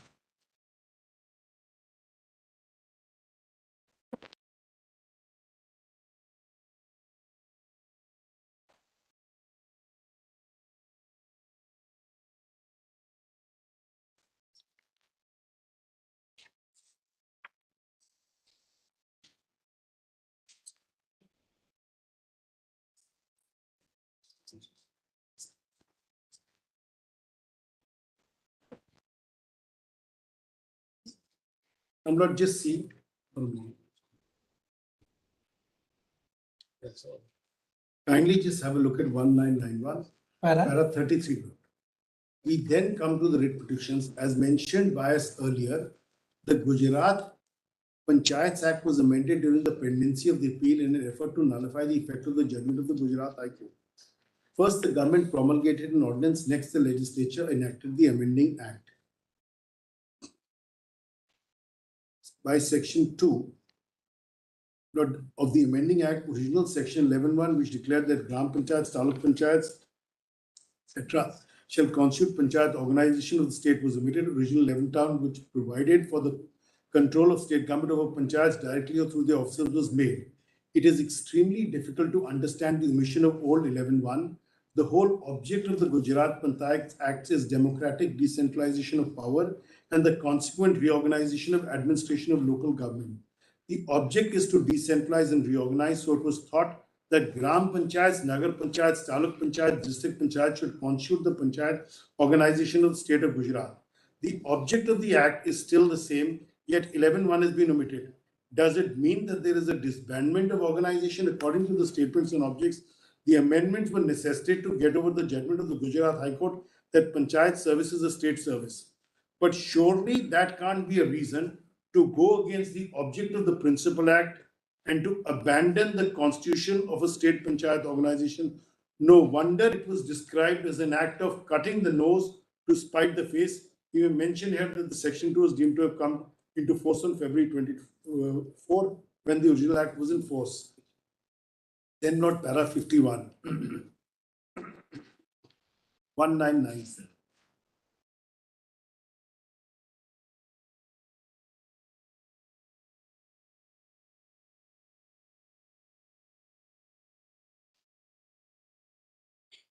Now in 1978, before the amending act was passed, thanks to the provisions of the Principal Act of 1961, the ex-municipal employees who have been allocated to the Gram Panchayat service as secretaries, officers and servants of the Gram and Nagar Panchayats had achieved the status of government servants. Their status as government servants could not be extinguished so long as the posts were not abolished and services were not terminated in accordance with the provisions of 311 of the Constitution. Nor was it permissible to single them out for differential treatment. That would offend Article 14. An attempt was made to justify the purported differentiation on the basis of history and ancestry, as it were. It is stated that Talatis and Kotwals who became secretaries, officers, and servants were government servants even to start with, while municipal employees who became secretaries, officers, and servants were not. Each carried the mark or brand of his origin, and a classification on the basis of source from where they came to service claim was not permissible. We are clear it is not.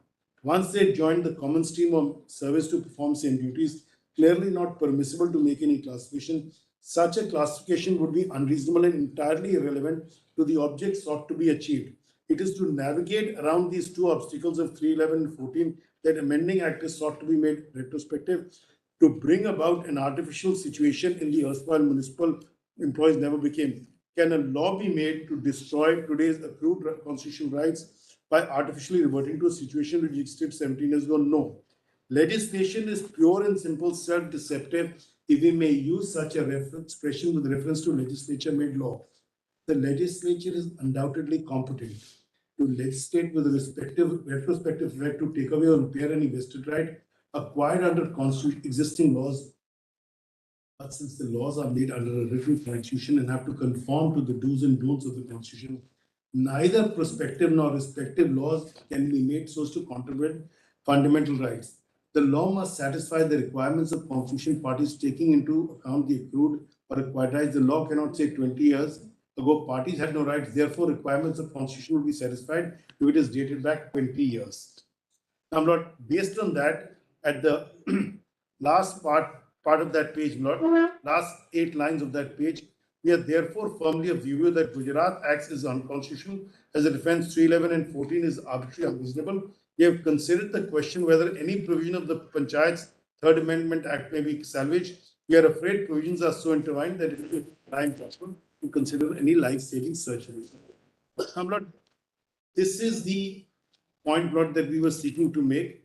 I would also like your Lordship just to have a look at the decision in same volume at page 1855.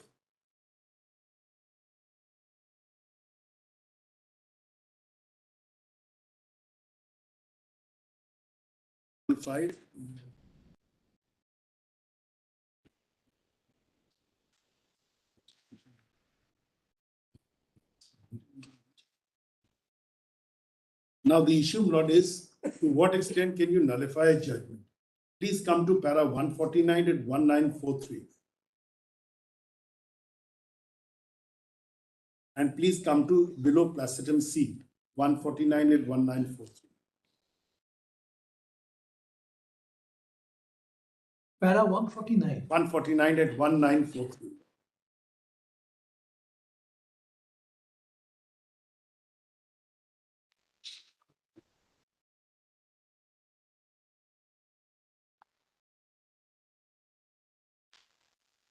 Please just see that, Lord, 149, about the just below placetum C, the constitutional principle.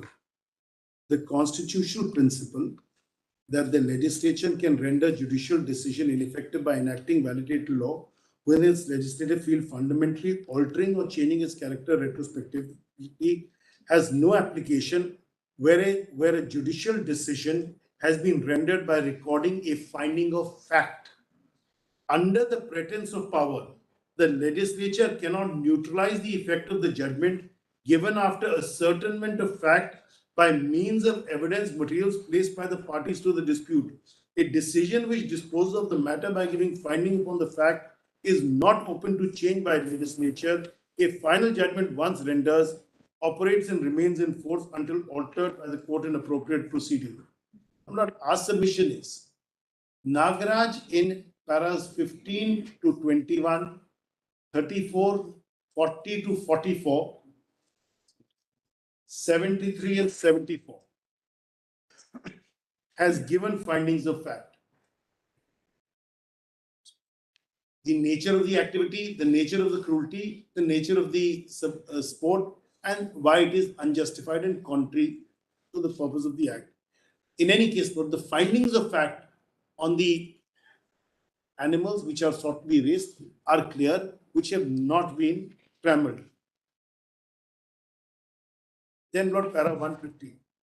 The 2006 Amendment Act plainly seeks to nullify the judgment of this court, which is constitutionally impermissible.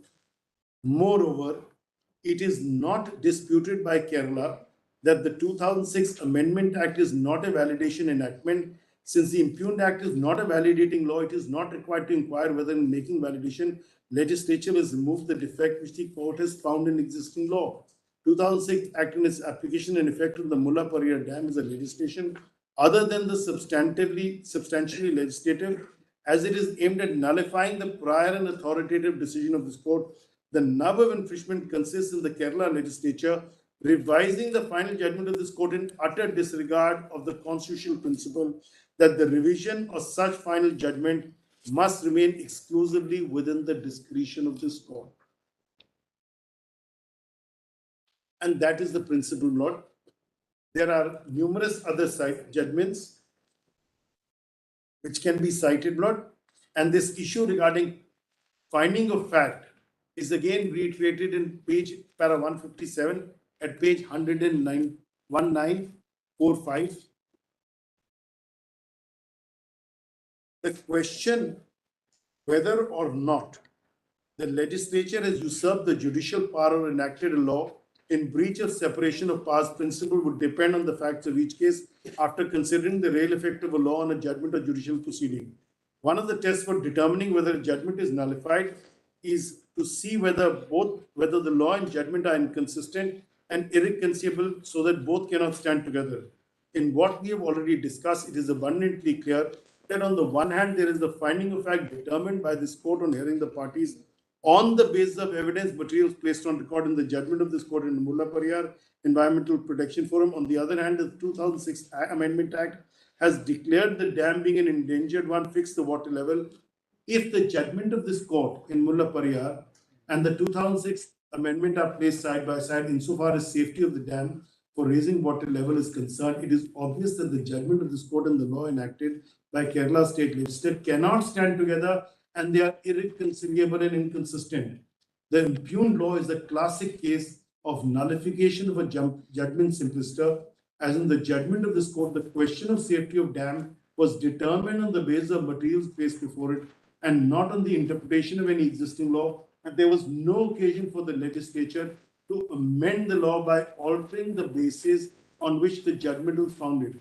When the impugned judgment is not a validation law, there is no question of legislature removing the defect, as the court has not found any vice in the existing law and declared such law to be bad.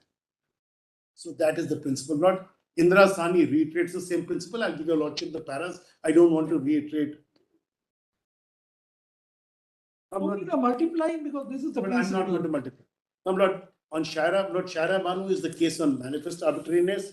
I'll just give your lordship the paragraphs, which my lord may just note.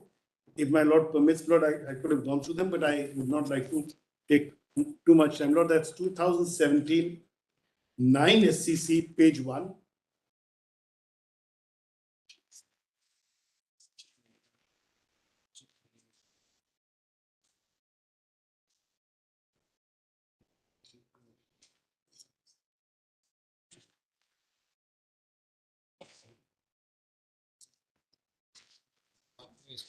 Now, reason we are concerned with Shaira Banu and the paras will be 72 onwards. There are two sets of paras, Lord, in Shaira Banu. If I may just point out, Lord, there is a discussion on how manifest arbitrariness came to be an accepted concept, Lord, 72 onwards. And then, Lord, there are a number of paras criticizing the McDowell case and why it didn't consider binding precedents. So I won't necessarily want to trouble your lordship on that. But kindly just note some of the crucial paras.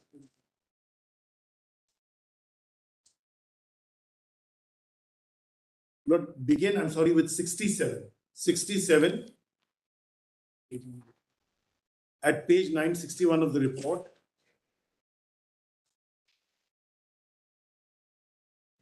To 71. To 71.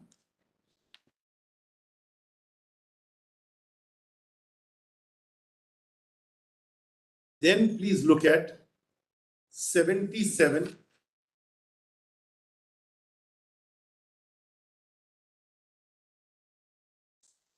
to 87, and I'll place 87 at page 977 of the report.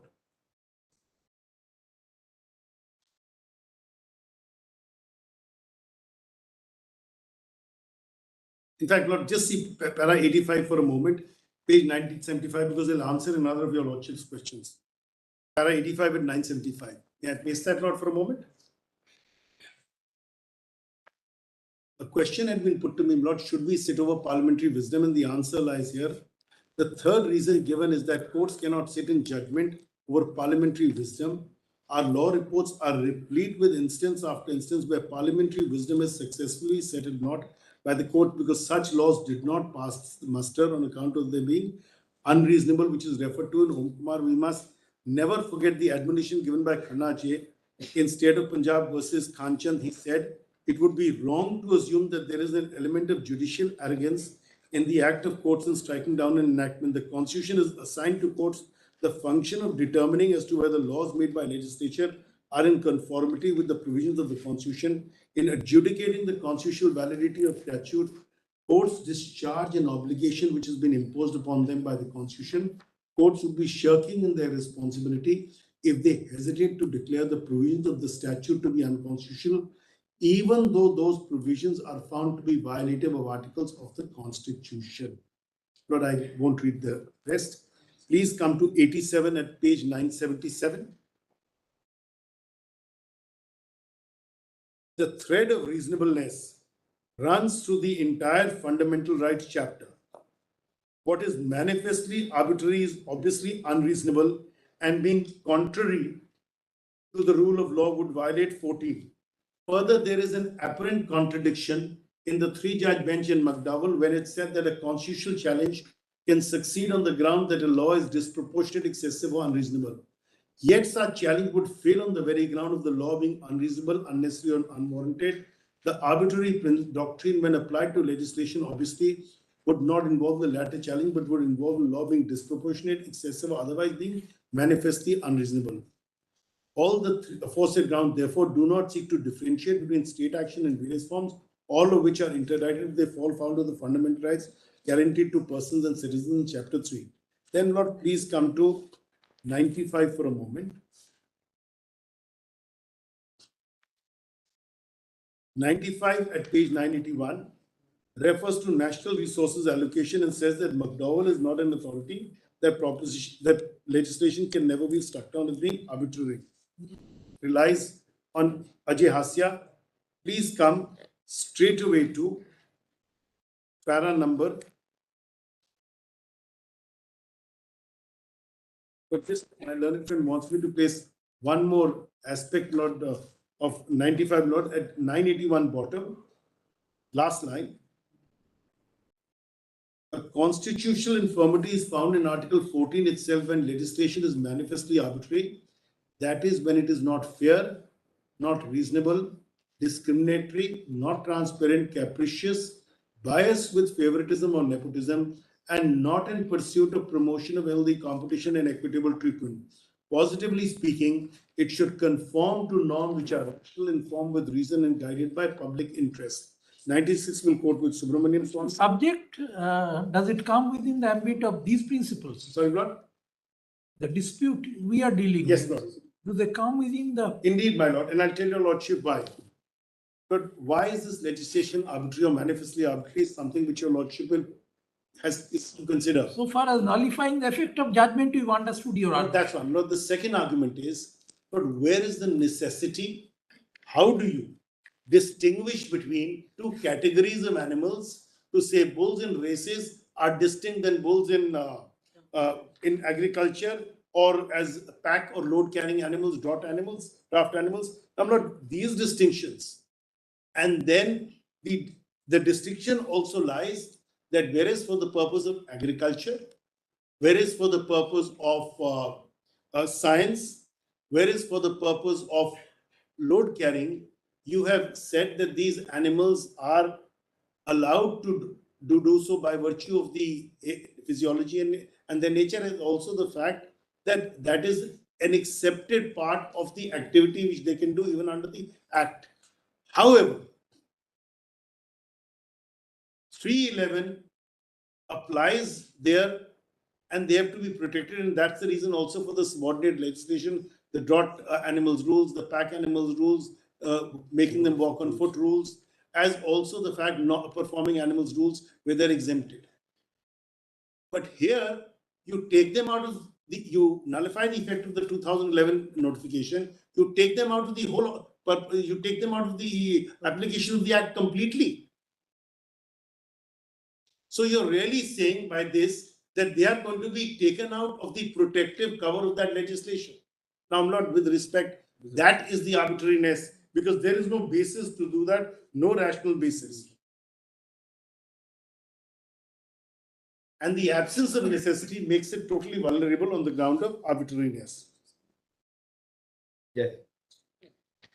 Now, Lord, the last aspect will really be And there are other decisions which one can place. Kindly just make a note of Lord, para 100 and 101 of that judgment. Just make a note of that para. I'm not going to read them. Shaira Manu. Yes, Lord. 100, 101, 102. Our case note has been that when you look at, and that is the reason, Lord, I read to your Lordship that Kameshwar Singh's principle, when we look at the substance of the act, because we really like to understand what is the basis of the act, the pith and substance, where does it fall? That's not just to look at it from the purpose of what does it seek or achieve to do. It seeks or achieves cruelty, though it seeks to come under the entry of prevention of cruelty. And that was the purpose, Lord. When I touched on legislative competence, it was not so much legislative competence, it was the colorable nature of legislation, which I should have clarified, and I've done that. Now, Lord, the only thing that will remain to be addressed, Lord, which if your Lordships give me 10 minutes after lunch, will be on the presidential assent. Just 10 minutes, and I'm 2:15, I'll be done. But can you indicate what would you argue on But, that? Lord, I will begin by pointing out, Lord, what is the contours of presidential assent, because they are now trying to fit this into two slots. On the one hand, their slot is that it will come under list 2. List 2, it's apparent it doesn't come. Apart from the Nagaraja part, it's apparent on the reading of list 2. And that's the pith and substance 2. Then, Lord, there that it comes under 254(2), because once they say it has got the assent of the president, therefore the law will prevail. Our point to be made is 254(2). Our point is the act of giving assent or seeking assent has a certain amount, has a connotation to it. Assent is not a mere idle formality. It is subject to judicial review and the contours of judicial review on that. Also, There are no pleadings. There are no pleadings in any writ petition with Not the- regard to 254. Siddharth, you have certain other lawyers also to take over the charge. They will take care. As not, if your Lordship give me 10 minutes, fine. Otherwise, I'll just 10 minutes. 2:15, Lord.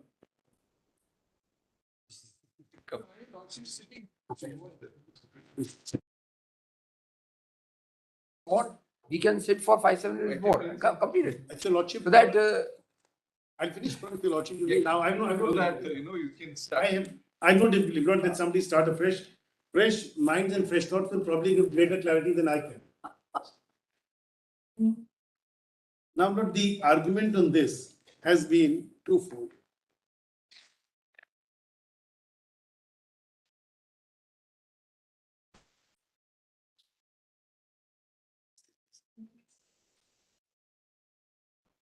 You are questioning the decision-making process in giving assent. Yes, Lord. And the fact. Have you taken as a ground in any of the writ petitions? Well, I just tell your Lordship what is exactly pleaded. I'll place that in a moment. My learned will just pull out the grounds that's taken on this aspect. But till there, that's done, Lord, two things. Your Lordship has seen the language of 254(2). I don't need to read it.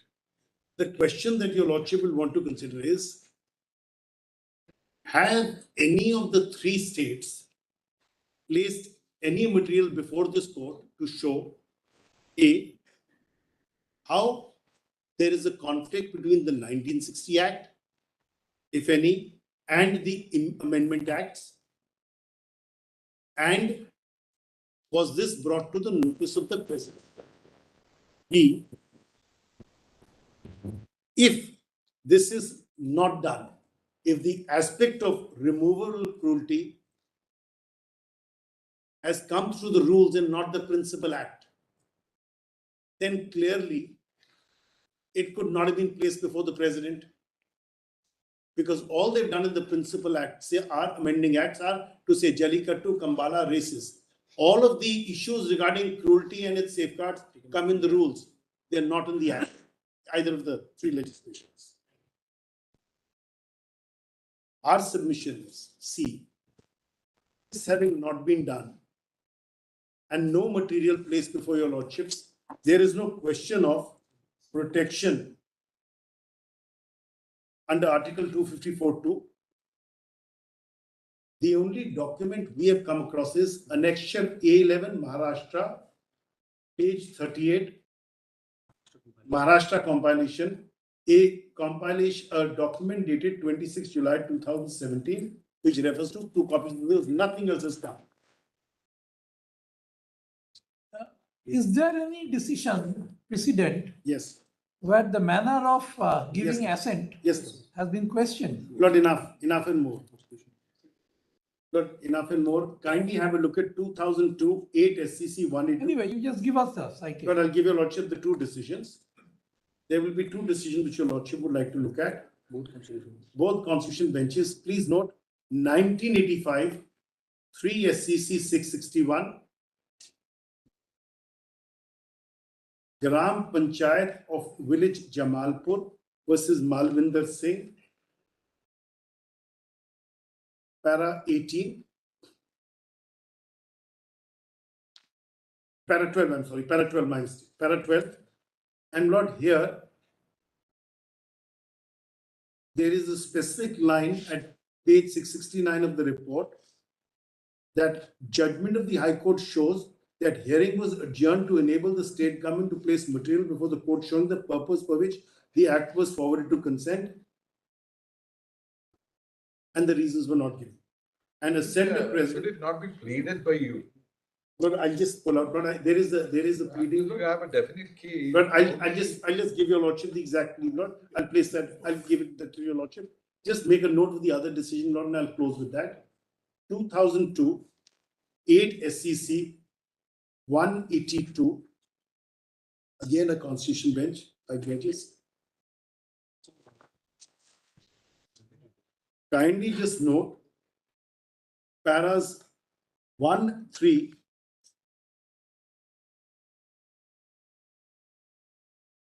8, 1, 14, 1, 3, 8, 14, 16, 20, 27 and 28. And what para 28 specifically deals with the High Court calling for the file and seeing what purpose assent was sought. Para 28 is specific. And paras 65, 73, and not 65 and 73 and 74 are in the supplemental judgment. Lord, I will, if your lordship permits me, just place this one sentence for your lordship from para 20. It is true that the President's attempt has notified nowhere mentions that assent was obtained for repugnancy between state legislation and government law. But from this, it cannot also be inferred that the President has given assent. All earlier laws on the subject would not prevail. As discussed above, before grant of assent, considerations of reason for having such law is necessary, and consideration would mean consideration of the proposal made by state for the law enacted despite it being repugnant to the earlier law made by Parliament on the same subject. If the proposal made by state is limited for repugnancy of state law and law laws, then it cannot be said that the assent was granted for repugnancy between the state law and other laws for which no assent was sought. So, Lord, that is the principle in para 20. I'll conclude in that, and I'll find that clause in our lordship. I'm most grateful for your lordship's kind consideration. Grateful.